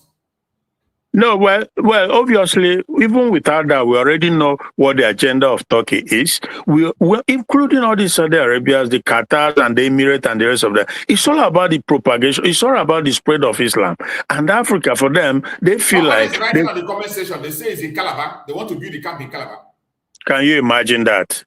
So obviously, if the Trump administration doesn't act now, act fast. They are wasting too much time. Too much time. If they don't act now, then there's problem. Then there's something going on. Because let me tell you that if they are bringing such a thing into a Biafran land, obviously is to help in the conquer of Biafrans. If they come there, they are coming. Hello? Yeah. If Turkey comes to Biafra land to establish a base camp, or to establish a base, a camp, whatever, they are coming to help the terrorists in the subjugation and in the conquer of the little resistance that we have left. Because it's that resistance, that's still minor resistance that we possesses, that the zoo government, the Nigerian government, and these Islamists are aiming at destroying. They are aiming at, they are trying to squash it.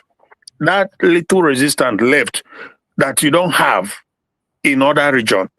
That is what is aimed at, Ali Igbo, to squash the little resistance left. In spite of our politicians, helping to squash it, there's still some element of resistance left. So they are aiming to come. So, like I said, there is no saying that the U.S. administration under Trump, they must hear and they must know what is going on, except they are in support of turning Nigeria, the entire Nigeria, into an Islamic caliphate. But that will also be very detrimental to them.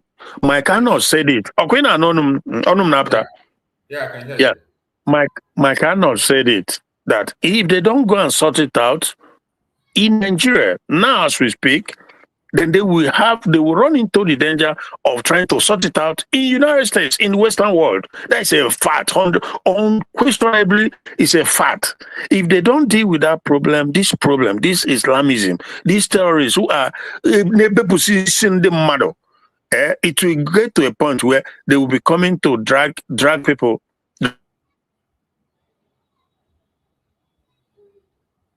It's so sad. It's so sad that this kind of a thing is happening in our generation, and people are not paying attention.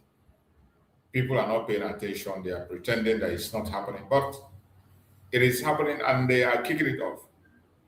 The only faith we have and hope we have is that the United States and Israel should step up the game. They have made it openly that they're going to fight terrorism in Africa, more especially in Nigeria. And they should do something before it's too late. And that is why Turkey is rushing. Yeah, go ahead. You were kicked out. Go ahead. Can you hear me? So, I was kicked out. Yeah, I can hear you now. Can you hear me? Yeah, go ahead. I can hear you. Hello, Mazi? Okay. Yeah, so obviously, he has never been in doubt, the role that the Turkish government plays with this particular government, this current Turkish president. And when you hear the Israeli prime minister and even the what is his name? I'm trying to remember the name of this Israeli prime minister. He made mention of the fact that Turkey, not Benjamin Netanyahu, there's another one who is political opponent, like I think he's possibly might be the next prime minister, much younger than Benjamin Netanyahu, so he has also identified Turkey, he also identified Turkey as another, agent of the Islamism, so it's very obvious. And frankly, this is a serious stuff. This is very serious. No Biafra portion of land should be given to them. That can't happen. So, and this is also one of the reasons why it's important that we continue to speak out and to support and to encourage the likes of this Mike Arnold, so that he can speak louder and let the congressmen in the United States, and most especially President Trump, to know that if they don't fight, if they don't do this, because it's easy to sort out, unlike any other. It's so easy. It's so easy out now. Otherwise, it will get to a point where you have to deal with it on a large scale, a large scale. So it's better you deal with it now that is on a small scale, and you can easily deal with it. Because if they take over like they are planning now, they are working so hard, they will capture all the resources, capture the powers, and close to 200 million or more than 200 million people. That is a huge resources, natural and human. So when they lay hand on it, it will be, Iran will be a piece of cake. Even what is going on in Iran will just be like a child's play, because Iran is about 90 something million. Nigeria is 200 and something million. You know, blessed with so many resources, not just oil, in other. So I don't know. I hope that this Trump administration that they understand the urgency of time, because he has this opportunity to do amazing thing. The Trump administration has the opportunity to write his name in gold when it comes to Africa. And Africa is the future. Whether anybody likes it or not, Africa is the future. There is no continent like Africa.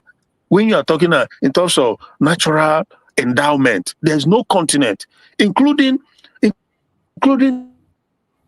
the climatic outlook, right?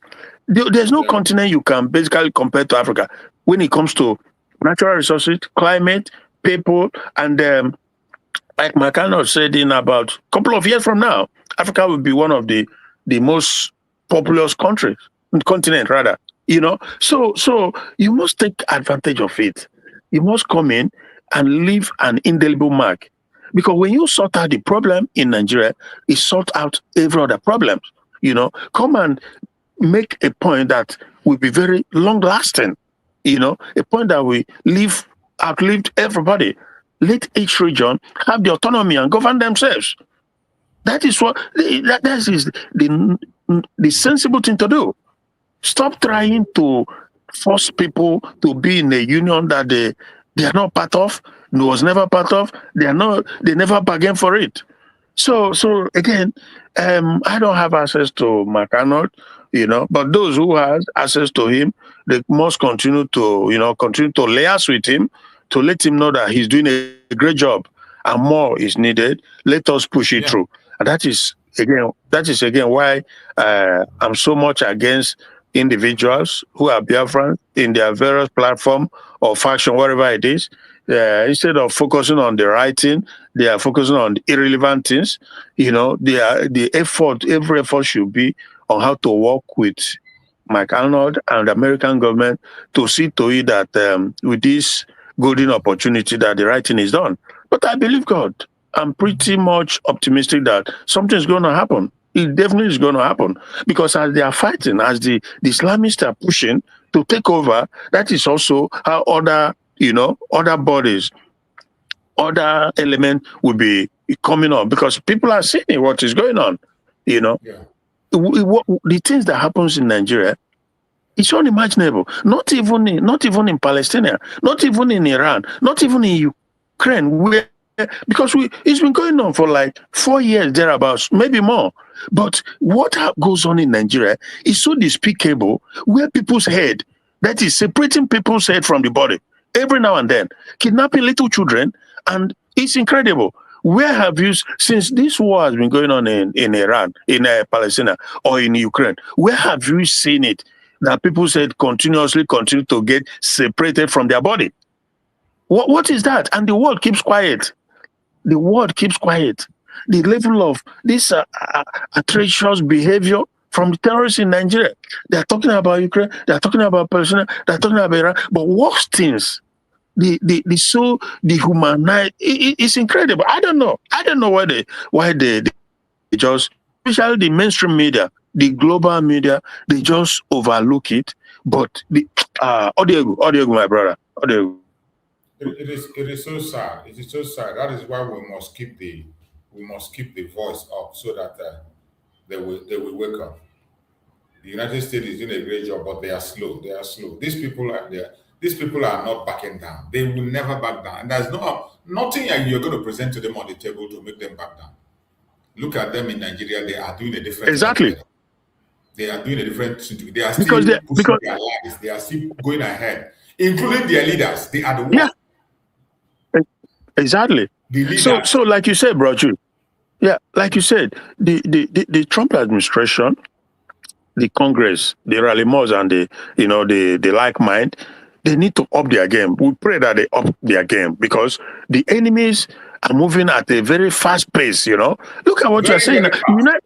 United States have not been able to have a base or anything in Nigeria. But Turkey, can you imagine that Turkey is pushing already to do that? They already have some of their men on the ground too, you know. And what do you think they are doing? They are collaborating with the Islamists, the jihadists, the Sharia proponent. That is what it's all about. Of course. They just want to conquer the entire place and turn it into Islamism. And there are some of them online. There's one they call Dr. Bazim or whatever. He's one of these. He's from the Arab, but originally he's Arab, but born and raised in the United States. You know, there's a way. I've written an article, like I wrote on his comment section one time that you don't speak for us. You know, when he speaks as if we Africans were Muslim, that we're in solidarity. No, we don't work that. That's not how we function, because the same thing that is going on is affecting us. You guys, we know what you are coming with. We know how you see us. We know how you feel about us. Even the worst. These people don't respect a black man. They don't respect a black person. They treat black as slaves. Exactly. So he comes. Tomorrow they see us as slaves. Yeah. He comes every now and then to talk about how Africa, black people, that America, they do this, the European, the colonial. We understand all that, but at the same time, we are not stupid. We know the game that is all about. We are not Muslim. We don't have anything against you, but stop thinking, stop believing that you can come and impose something on us, because that is unacceptable and we never accept it. So that is just the thing there, my brother. Thanks so much. Their own case is worse. Have you ever seen any Muslim woman, a core Arab woman, married to a black? Have you ever seen it? A core Arab woman married to a black? See a woman from something like Saudi Arabia married to a black, or Dubai married to a black person. No matter your religion, no matter how rich you are, never. Yeah, but the things for me, for me, quite frankly, I don't even look to that side to make my assessment, because things happen, quite frankly, you know. But that is, for me, you know, it goes beyond that, you know. So the most important thing is your identity. You must be able to maintain your identity. If it's taken away from you, you've gone. You feel there's nothing, absolutely nothing left of you if you cannot preserve whom you are. So that is my point, you know. So because I know that even when you're, like you are saying, even when they are married to you, they still have that. The ideology is still there. The agenda continues to turn you and make you become what you are not. And that our forefathers have stood firm. They resisted it, and we will not succumb. We will not. We still have to. We have to hand it over to our generation to come. Our identity has to be maintained. So that is the thing. Because if you look, you see that, like the Hausas, how they have completely.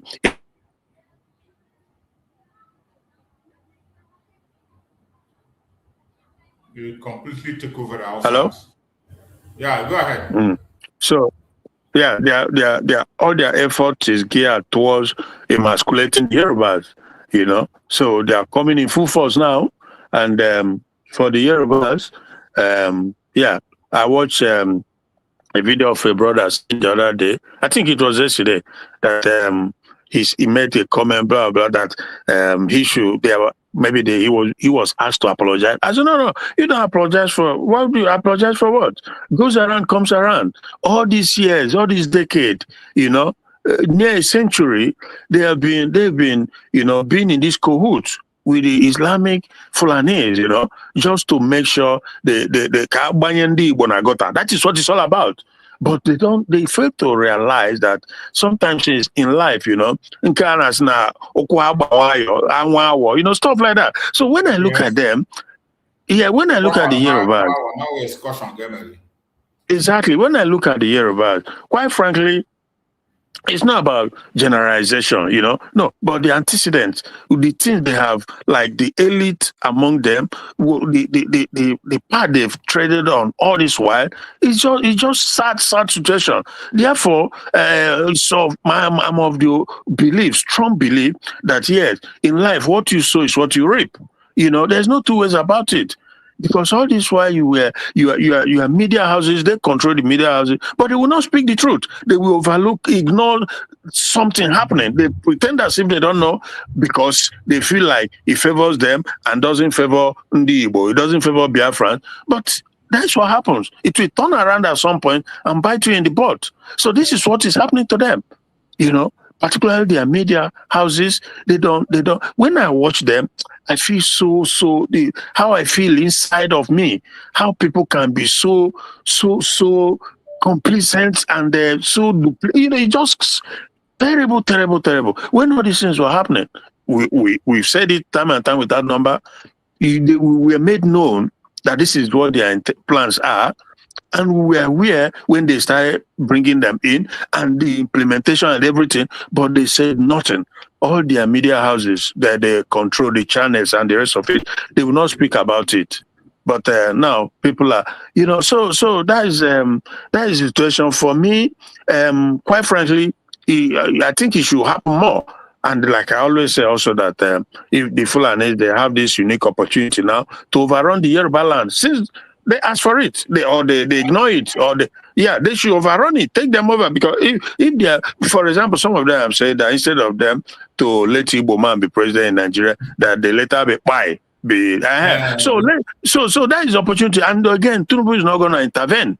Because he selfishly is aiming towards next year election. Therefore, no matter what Fulani does, even if the people go to see if they cut off their, Tinubu doesn't care. Tinubu simply doesn't. He simply doesn't care. So obviously, let it continue. Let it just continue. And at the end of the day, I even feel like, quite frankly, if you ask me frankly, I feel like they should be one nation, be on their own, and leave us alone because we don't have commonality. They believe in this monarchical whatever. We are not. We are Republican by nature, right? So we are just so democratic and Republican. But the Yorubas, they believe in this submissiveness. So let them continue with these people, but that is what they are coming to. The Fulanis are coming because they know they have a lot in common with the Yorubas. Audiego, my brother. Audiego. It is well, my brother. We must continue to speak, whether they want to listen or not. We must continue to speak to save ourselves because the situation now is nothing to write home about. While every other person, the Fulanis are preparing every day, increasing their forces, the Biafran people are there destroying themselves. There was a video I saw, there was audio I saw that was released by Gentle. Gentle was talking about the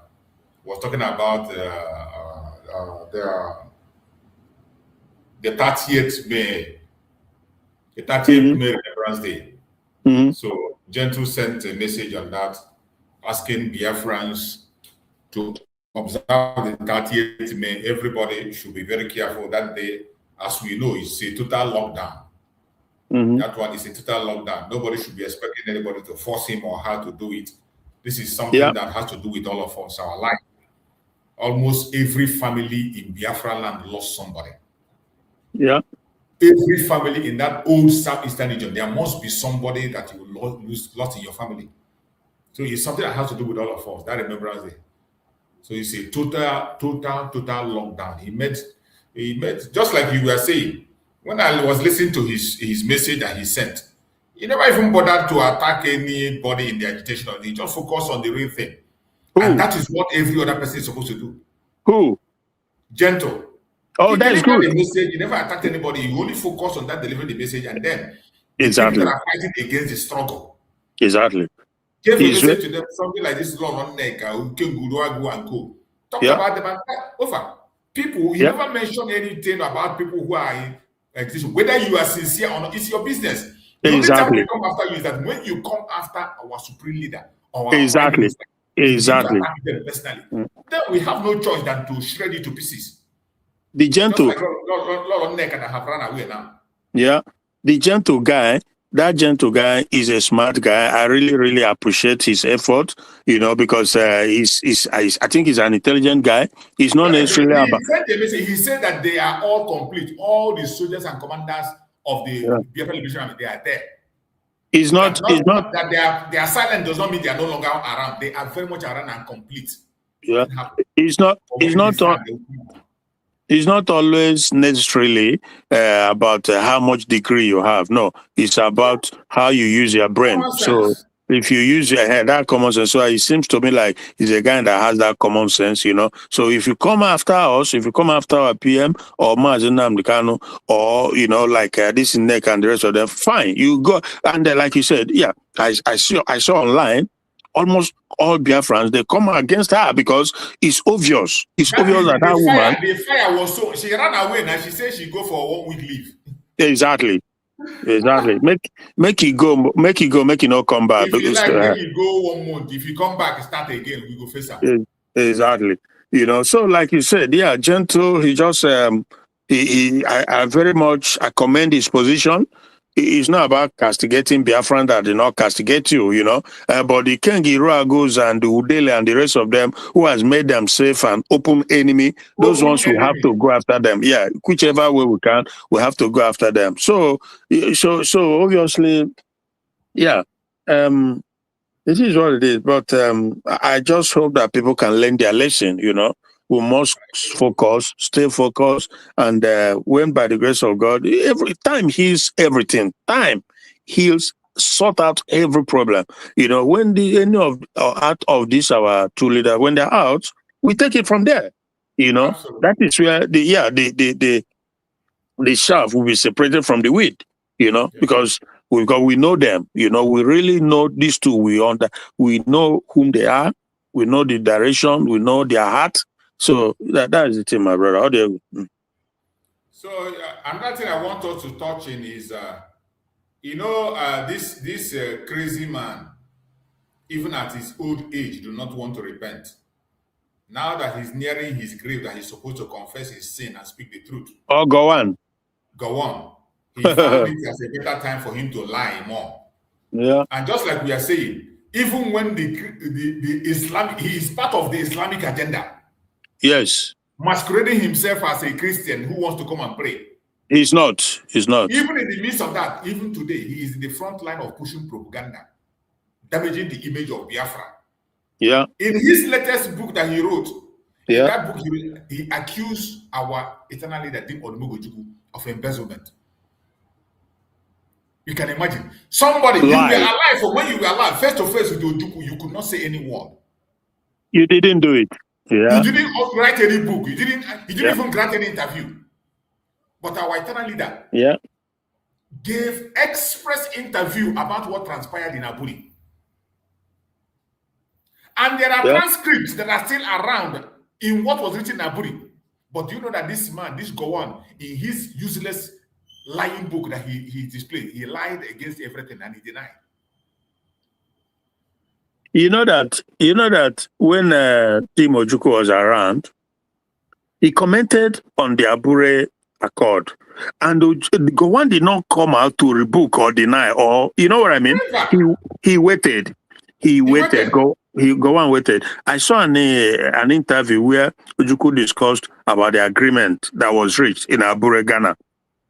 I think I have it here. I will play it so that people will hear it. Everybody have it. When they put this their lie, I don't know where that man left his conscience.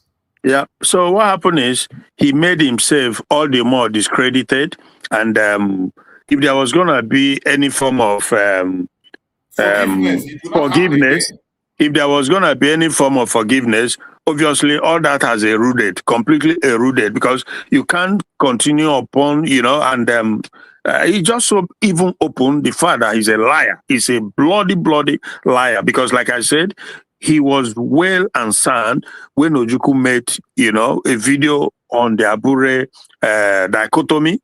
He did not come out. And he never responded. He never responded. He didn't. So he waited all this year when Ojukwu was gone, and now he's coming to pedo lie, and the cheap one for that matter, because I've met some Ghanaians, who I had a discussion with, and they some of them are conversant about the Abura Accord before that preceded the Civil War. So this Gowan, I don't know, it just sad, and what it makes it, and again, there's this thing settle. Go ahead. After, when you finish, I will play the music. Go ahead. Yeah, there's it just escaped my mind what I wanted to say. But I think oh shit. You spoke with some of Ghanaians who were aware of what was Yeah, I finished that. There's something I wanted to say about this. Yeah, okay. Well, I guess it's what I have in mind. The fact that exactly. Now I remember. He's I think he's one of those should I use the word impostor who we claim to be a Christian, probably not a Christian. Because look, bro, anybody can be anything. You know what I mean? You can be anything you choose to be. Christopher Musa says he's a Christian. Who knows?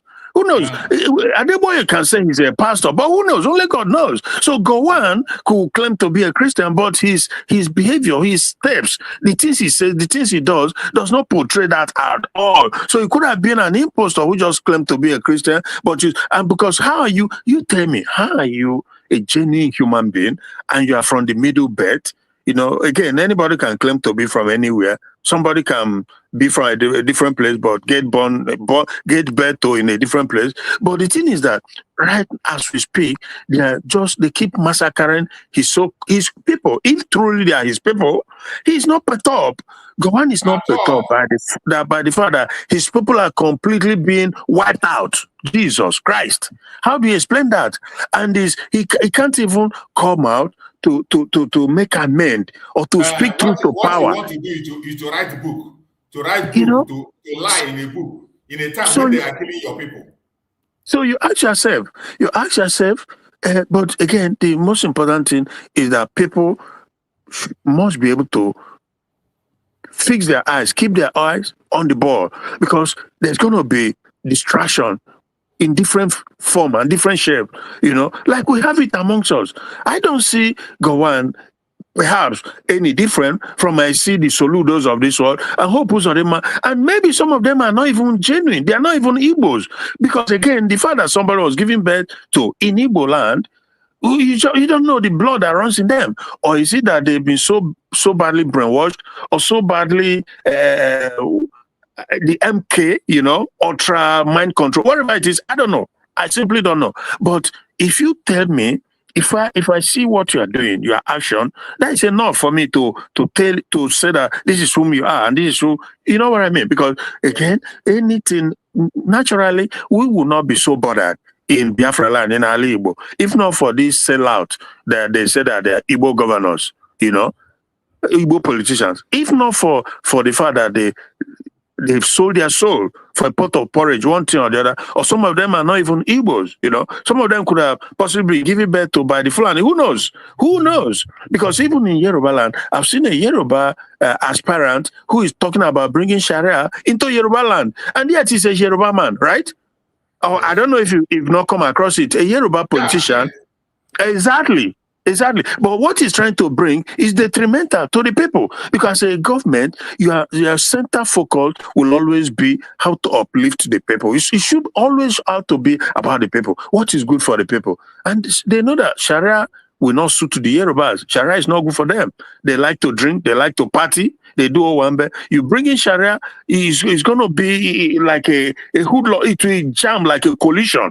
So, but some of them are bringing it, and some of them, maybe they are not genuine Yoruba or whatever. I don't know, my brother. But when it comes to this Gowan, this is what I've been observing for a long period of time. How a middle beltan like Gowan, if he is, can just stand by. His people get massacred. They've been driven out of their place. They've been so badly emasculated, put into ID camp. He's not bothered by the fact that they live in ID, their ancestral land taken, they live in ID camp. All he cares about is to write a book and to turn things upside down, lie. Odiego, my brother. Let's hear the statement of Ojukwu, what Ojukwu said while he was around. While Gowon was still there, he never responded. But today he's writing a fake book. Let's listen to what Ojukwu said. But at the end of it, I don't want to go because these things are all, the tapes are available, the records are there. In fact, only about 2 weeks ago, I saw a set of the records again. The transcripts are available. But we talked about the Nigerian situation. And certainly, at the end, everybody says, oh, you told them this, you did that. The fact was that our case was so clear that I actually believe at the end of Aburi that the problem was not Gawan, but probably some ambassadors in Lagos who were pressing on something else. Because we understood each other. We agreed on every single point. The drafting was, in fact, my chief secretary with 2 other chief secretaries from the other side. They said, no. And drafted, agreed, we looked at it, we agreed. General Ankara read over the whole report again to us at the end.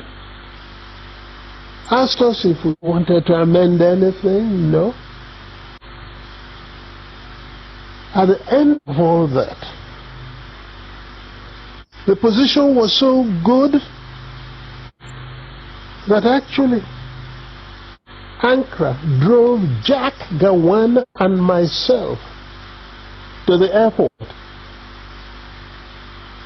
Jack was sitting on his left, I was sitting on his right. He was in the middle. And in the course of that journey, at a point, General Ankara shook his head and said, oh, thank you. Thank you. If only we can go on like this, everything would be all right. I believe I was the one. As I do now from time to time, I go for the dramatic. Suddenly I picked up Gawan's hand, put it on Ankara's lap, brought my other hand, placed it on it, and I said, General Sir, hold us together, I want to say something. So General Ankara put his hand on top of the 2 hands, and I said, General, I want to assure you that I am totally satisfied with everything we said. I will even go further and say to you something I did not say at the conference, and that is that once we have implemented everything we have said, I would ask you for one favor and one favor only.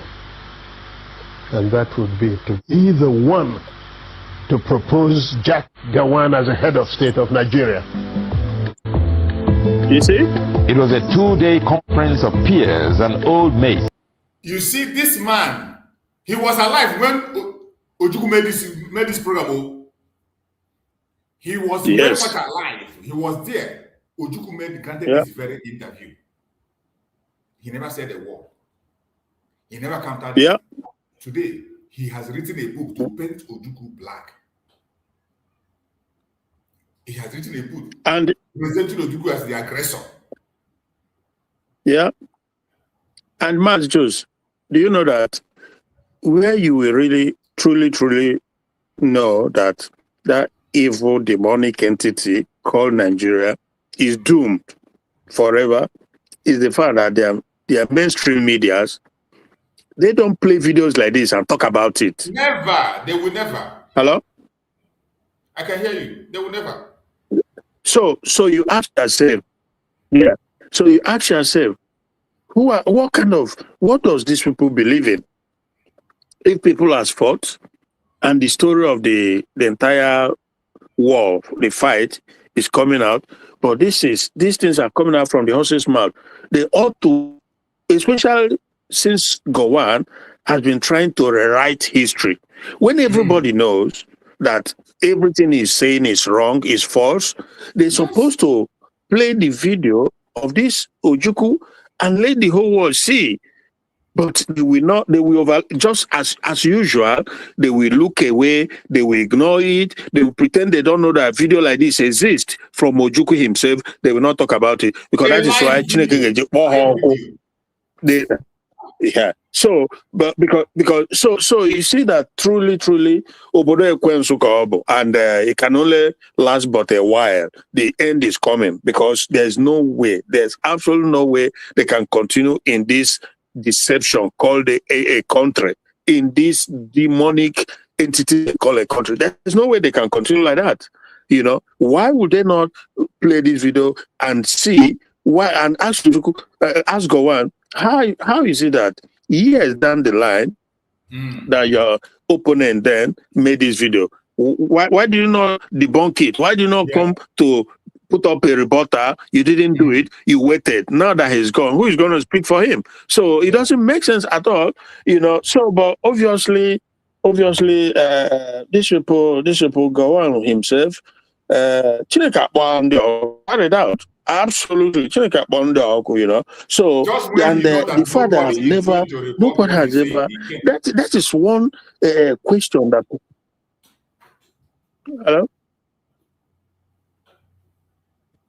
Hello. Go ahead, my brother. Go ahead.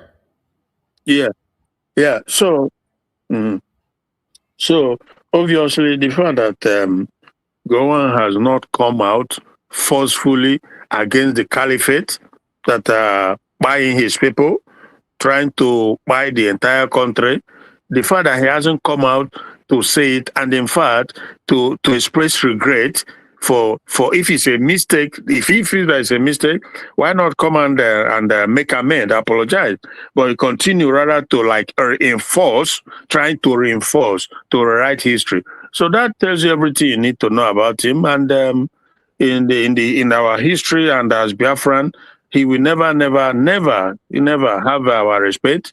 He will never have our recommendation. And he's an evil man. He's an evil man. And who knows why he's still alive till this day. You know, you understand what I'm saying? Yeah? Who knows? Just pray for him. Master Simon then gave us a prayer to pray that he will be alive and see Biafra come. Biafra will come before his own very eye before he dies. And he's coming by the grace of Chukwu Okabiama. Ojukwu made the same promise to him that thing he doesn't want to see, he will see it before he dies. Yeah. Ojukwu that spent his father's wealth to persecute the war. My brother, do you know the accusation? He was accusing Ojukwu of embezzling, using the Biafran money using resources in southeastern region to borrow money to prosecute the war. That's not true at all. That is simply not true. Oh my God! Wait, I'm going to play a wonderful. That was a program I saw. Some people heard, and that man gave some reasonable answer to him. Go ahead, my brother. Why I search for the program? Go ahead. He is the one that embezzled Nigerian money and ran away. He's the one who did that. And if Ojukwu has wanted, he probably did not thought about it. He probably did not. I think Ojukwu probably did not. His mind, whatever it is, or maybe the time too, because times are different. Back then, you know, everything was different. So if he has mortgaged our resources to the United States and some nations, you know, if he has sort of like pledged it and said this is, you know what I mean? So who knows? Maybe they would have support. Maybe they would have support. He doesn't even have to do that because then remember his father was the richest man in Africa then. Yeah, but what I'm saying is that if he has pledged, you know, to like sort of, you know, kind of quid pro quo sort of, you know, and said if he has applied that quid pro quo maybe to the United States and say, this is our resources, this is, you know, let's talk, let's bargain.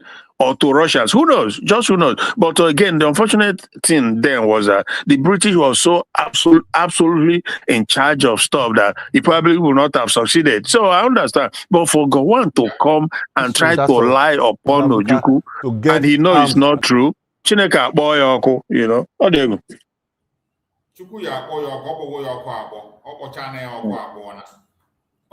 Let us listen to this program. They mentioned the matter here, and one of their presenter spoke on it. Let us hear. Let's just listen to this program, then we can make our comments. I'd like you to respond to that of the Biafra revelation that Gowon mentioned before I come to Mr. Lawa. One alleges that Ojukwu mortgaged a Biafra mineral to watch a child family. How significant is this claim for at least writing Civil War history? And what evidence would be needed to verify some of us were just being weaned of our mother's mammillary glands at that time. I was just about 6 years old when the war ended.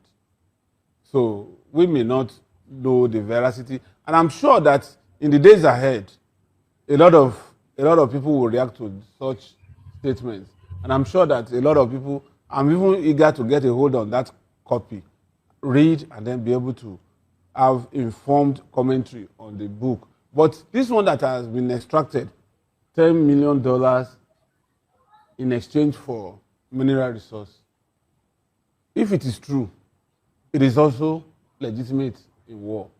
That's why they say all is fair in war. If Nigerian government could go get cash, maybe from Bureau de Change or whatever, when Obama decided not to give us arms to fight Boko Haram, and we had to move to South Africa to get arms and ammunition from black markets. It's our money. Was it budgeted for? But exigency will make us do it. So if Ojukwu, prosecuting a war that he wants to win, decides to use that particular fund, that mineral resource, after all, it's owned by them. Of course. To use it to prosecute that war for an expected end, then I don't think anything is wrong in Ojukwu using his resources to prosecute a war for his own people at that time. The exigency, don't forget the fact that some of us are now, we were in the federal side. But Ojukwu, the first law of nature is self-preservation. And in the course of preserving yourself, you use what you have to get what you want. The Biafrans are not complaining that they use their resources to prosecute a war. No, go on, they complain. So why is go on? How much did we spend during cheap the war? Blackmail. Was it cheap budgeted? Blackmail. Was it anticipated? But federal government had to spend. Are we sure that if we go to the flip side of the story, that Gowon didn't borrow money, and what was the collateral used to borrow money to prosecute the war? The Russians were supplying arms and ammunition. The West were supplying arms and ammunition for us to be able to have that war. And so, what are we talking about? It shouldn't be an issue at all. It shouldn't be an issue for this cause. Okay. And just like you said, my biggest problem as regards to some statements. So you hear the response of that guy today. What do you think about that statement, my brother Christian? He spoke well. Hello, Mazi? Yeah, I can hear you. Yeah, I said that he spoke well, right? Yeah. Just like he said, Gowon was the one that even stole money from Nigeria. Yeah. He's on record that he stole money and he ran to UK and backed the money. Yeah. He's the one who stole money for selfish interest. So let's even assume, let's just for the sake of assumption that that Ojukwu used the natural resources to prosecute a war when he faces existential threat. There's nothing wrong with that because you use what you have to get what you want, right? But clearly, there's no evidence that such a thing happened. So these are just a imagination or attempt by Gowon to rewrite history, and he has failed woefully. All this is making him worse and worse. It's making him much more little in the eyes of the children of Biafrans because we know what we suffered. My mom, she was always telling me the story of what happened in Asaba, that massacre, it will linger. And none of them has come out to make an apology since then. None. All the promise that they gave, they throw them down the gutter. And to this day, they continue to embark on the same policy that the governor will be almost on his knee begging to be allowed to build a seaport in Biafra land. And they're just, they're just turning it down, wasting. It's crazy. So where is that reconstruction, rehabilitation? So where is it then? Since how many decades? Where is it? So you see that, my brother, but I just, again, the thing is, any Biafran, a group of Biafran or faction who is, if you attack people that are speaking for us, then you have to examine yourself.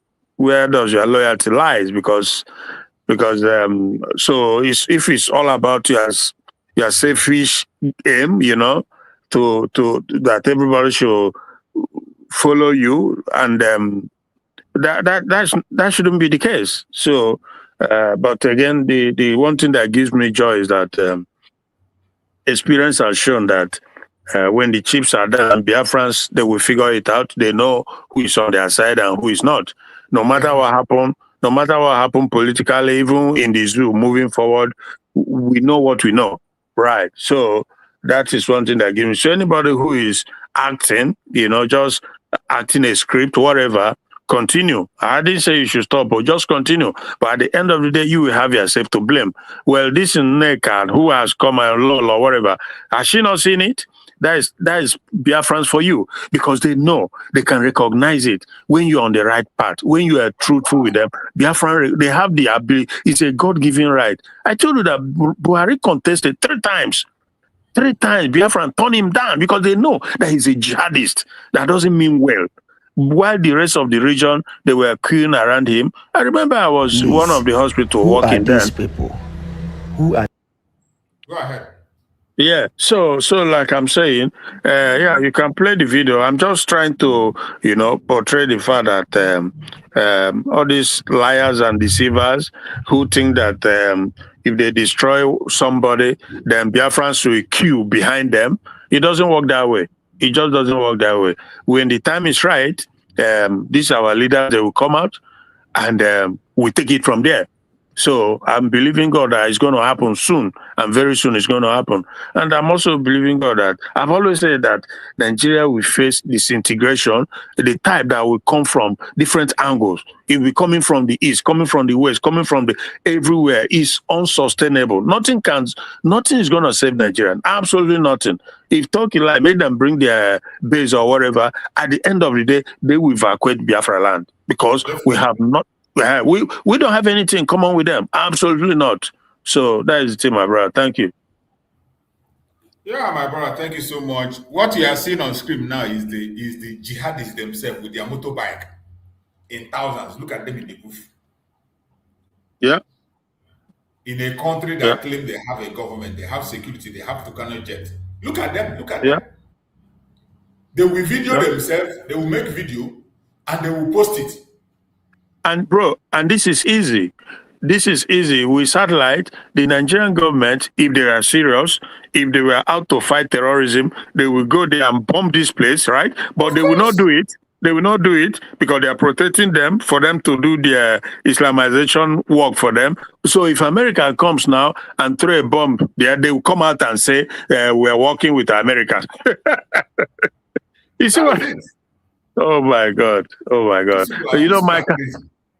Mike cannot made mention of the fact that they for the past 2 years they told the world that they've killed that terrorist.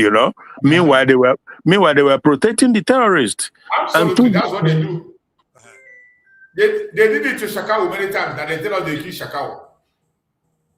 Every time they tell us they've killed Shakau. Meanwhile, Shakau is still very much alive, parading himself everywhere. It is so sad. It is so sad. This is what is happening. Who are these people? Who are these people with brand new bikes? What are they waiting for? Who bought these bikes for them? Whose state are they? Who are they? What's their identity? What instruction are they waiting for? What are they up to? Ask me. Our leaders are busy talking about 2027 election. These people are in the bush. What are they doing in the bush? Please, if you understand their language, let me know at the comments.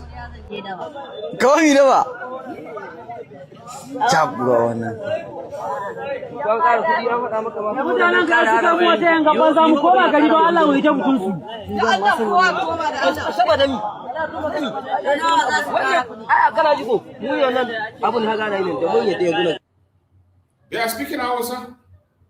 Nigerians, please. This is it. It's happening. Nobody cares. They are still talking about election. Talking about election. Why the jihadists are taking over. Look at them.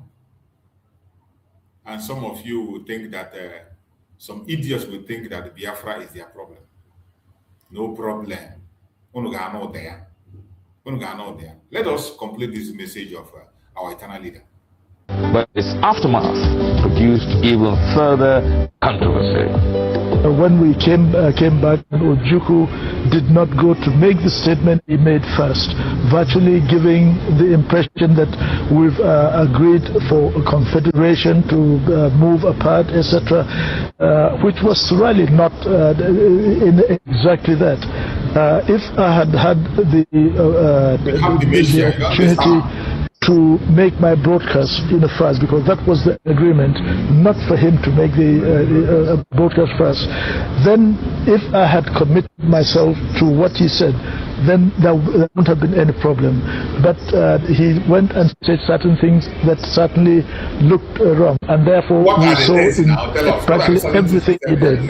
I think it was for to play up to the gallery, not being sincere. At Aburi, yes, we agreed on area commands for the armed forces. At Aburi, we agreed that the police force will be decentralized. You see, one thing you will notice that when it comes to our eternal leader, he mentioned the fact, he mentioned you about the agreement, he talked about the transcript. But this man, this criminal, cannot even mention. He only say what we agreed is not all we agreed. He changed this, he did it. But he cannot mention a particular thing that was agreed there, that Ojukwu came and did different thing. He cannot mention one thing. You can say, okay, Ojukwu added this. You agree on this, or you can't mention any. You just speculate generally. But look at an intelligent man making his statement, mentioning every single thing that you agree and disagree on. I want you to watch it again. Let's watch it again. When we came back, Ojukwu, listen to all his claim, all his flimsy claim, all his flimsy claim. Gawan as a head of state of Nigeria. It was a 2-day conference of peers and old mates, but its aftermath produced even further controversy. When we came back, Ojukwu did not go to make the statement he made first, virtually giving the impression that we've agreed for a confederation to move apart, etc., which was really not in exactly that. If I had had the opportunity to make my broadcast in the first, because that was the agreement, not for him to make the broadcast first.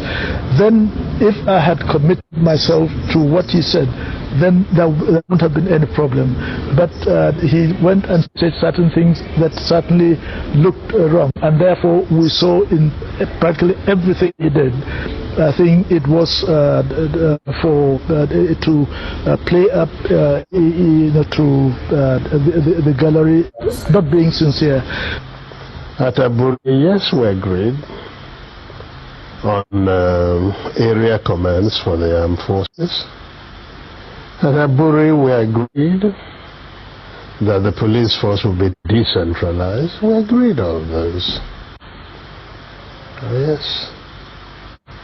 We agreed, even to show that we didn't separate. At Aburi, we also agreed on certain revenue formula. That's what happened at Aburi. Aburi again, because I always end up, it sounds odd today, but I always end up saying I must have been naive, because I believed actually that would be the end. I'll confess to you, when I got back to Enugu, oh yes, I had a party, believing that probably the danger was over. That's what we thought. Until they then began to deny everything. It was the denial of Nigeria that made me publish the tapes of Aburi, because we had insisted that each one should have a set of tapes. Everybody talks about confederation. Go and look at the transcript. There is no time that the word confederation came from my lips. In broad terms, Aburi changed the title of head of state from Supreme Military Commander to Commander-in-Chief, gave the regions control over internal affairs, and concurrence of each region was now required for any decision affecting the whole country.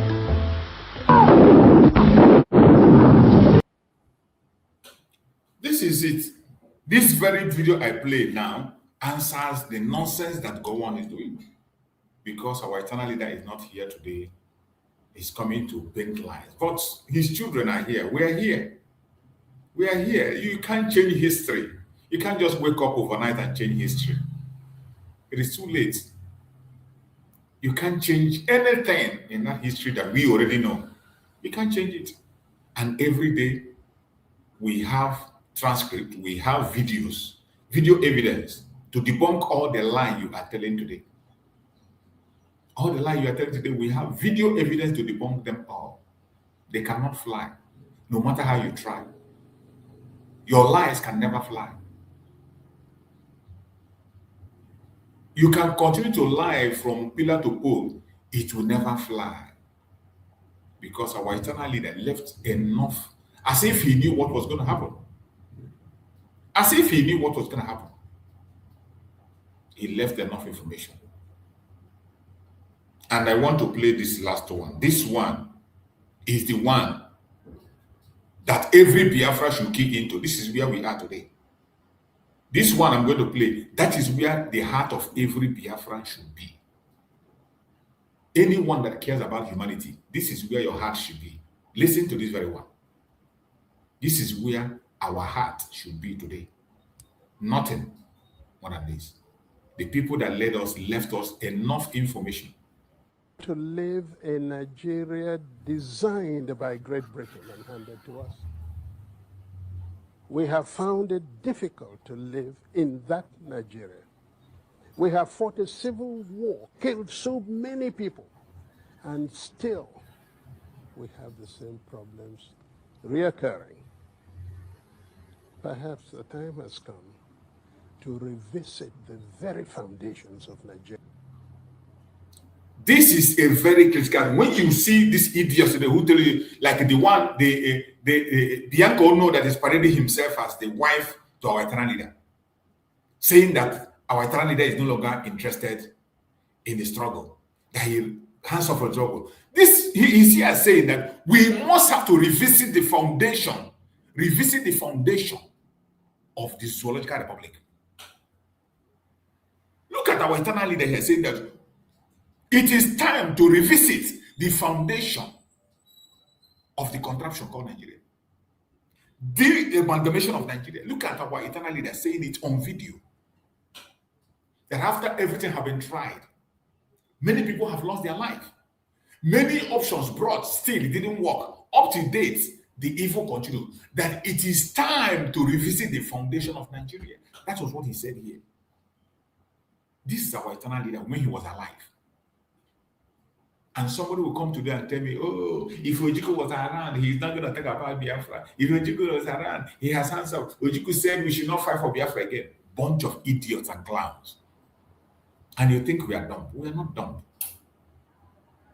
We will not stop. We will never stop.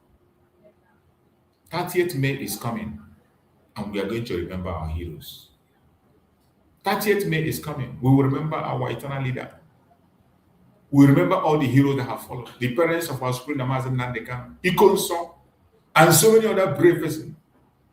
General Effiong, many people who have died in the course of this struggle. We will remember all of them. 30th May. We will never stop. I appreciate every one of you that have been with us in this program. I thank you for being part of this program today. My beloved brother Christian, I think the network has not allowed him to give his final speech. But we're going to round up to try and see if we can be able to come back later again in the evening.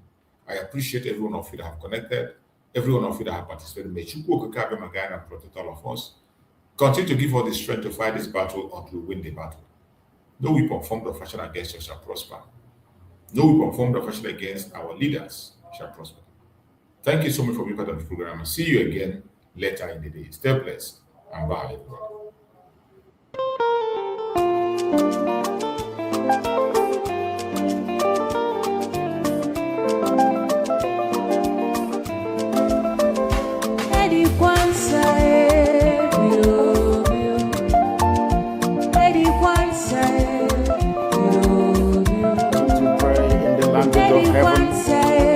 The very oldest language on the face of this very earth. Geopolitical Chineke na so na efe na isiala nyina na koza ha so ya mbuni onye na ajama we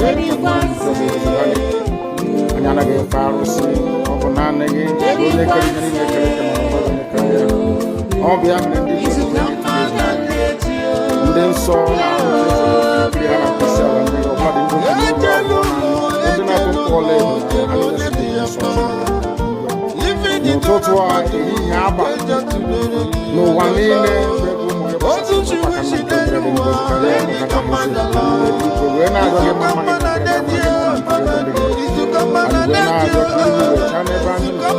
anyị wee na-arịọ gị eze ebube gị ngozi tinye ọgbara n'etiti ndị iro ka ha rapụ ndị anyị onye bụ nna Chineke na ndị nsọ ka aka nsị ndị dị etu a wee baa ize obodo kwesịrị isi wee laa ya n'iyi anyị wee na-arịọ gị onye na-adịte ma wete ebide biko n'ụka igwe mee ka Biafra wee dị ọsọ ọsọ na ụmụ ga adaba na anyị wee na-arịọ gị igwe na-adịte ịhụnanya nke pụrụ iche iwe etinye ụmụ ya ezi mmụọ wezụga anyị aka ajọ ihe ndụ anyị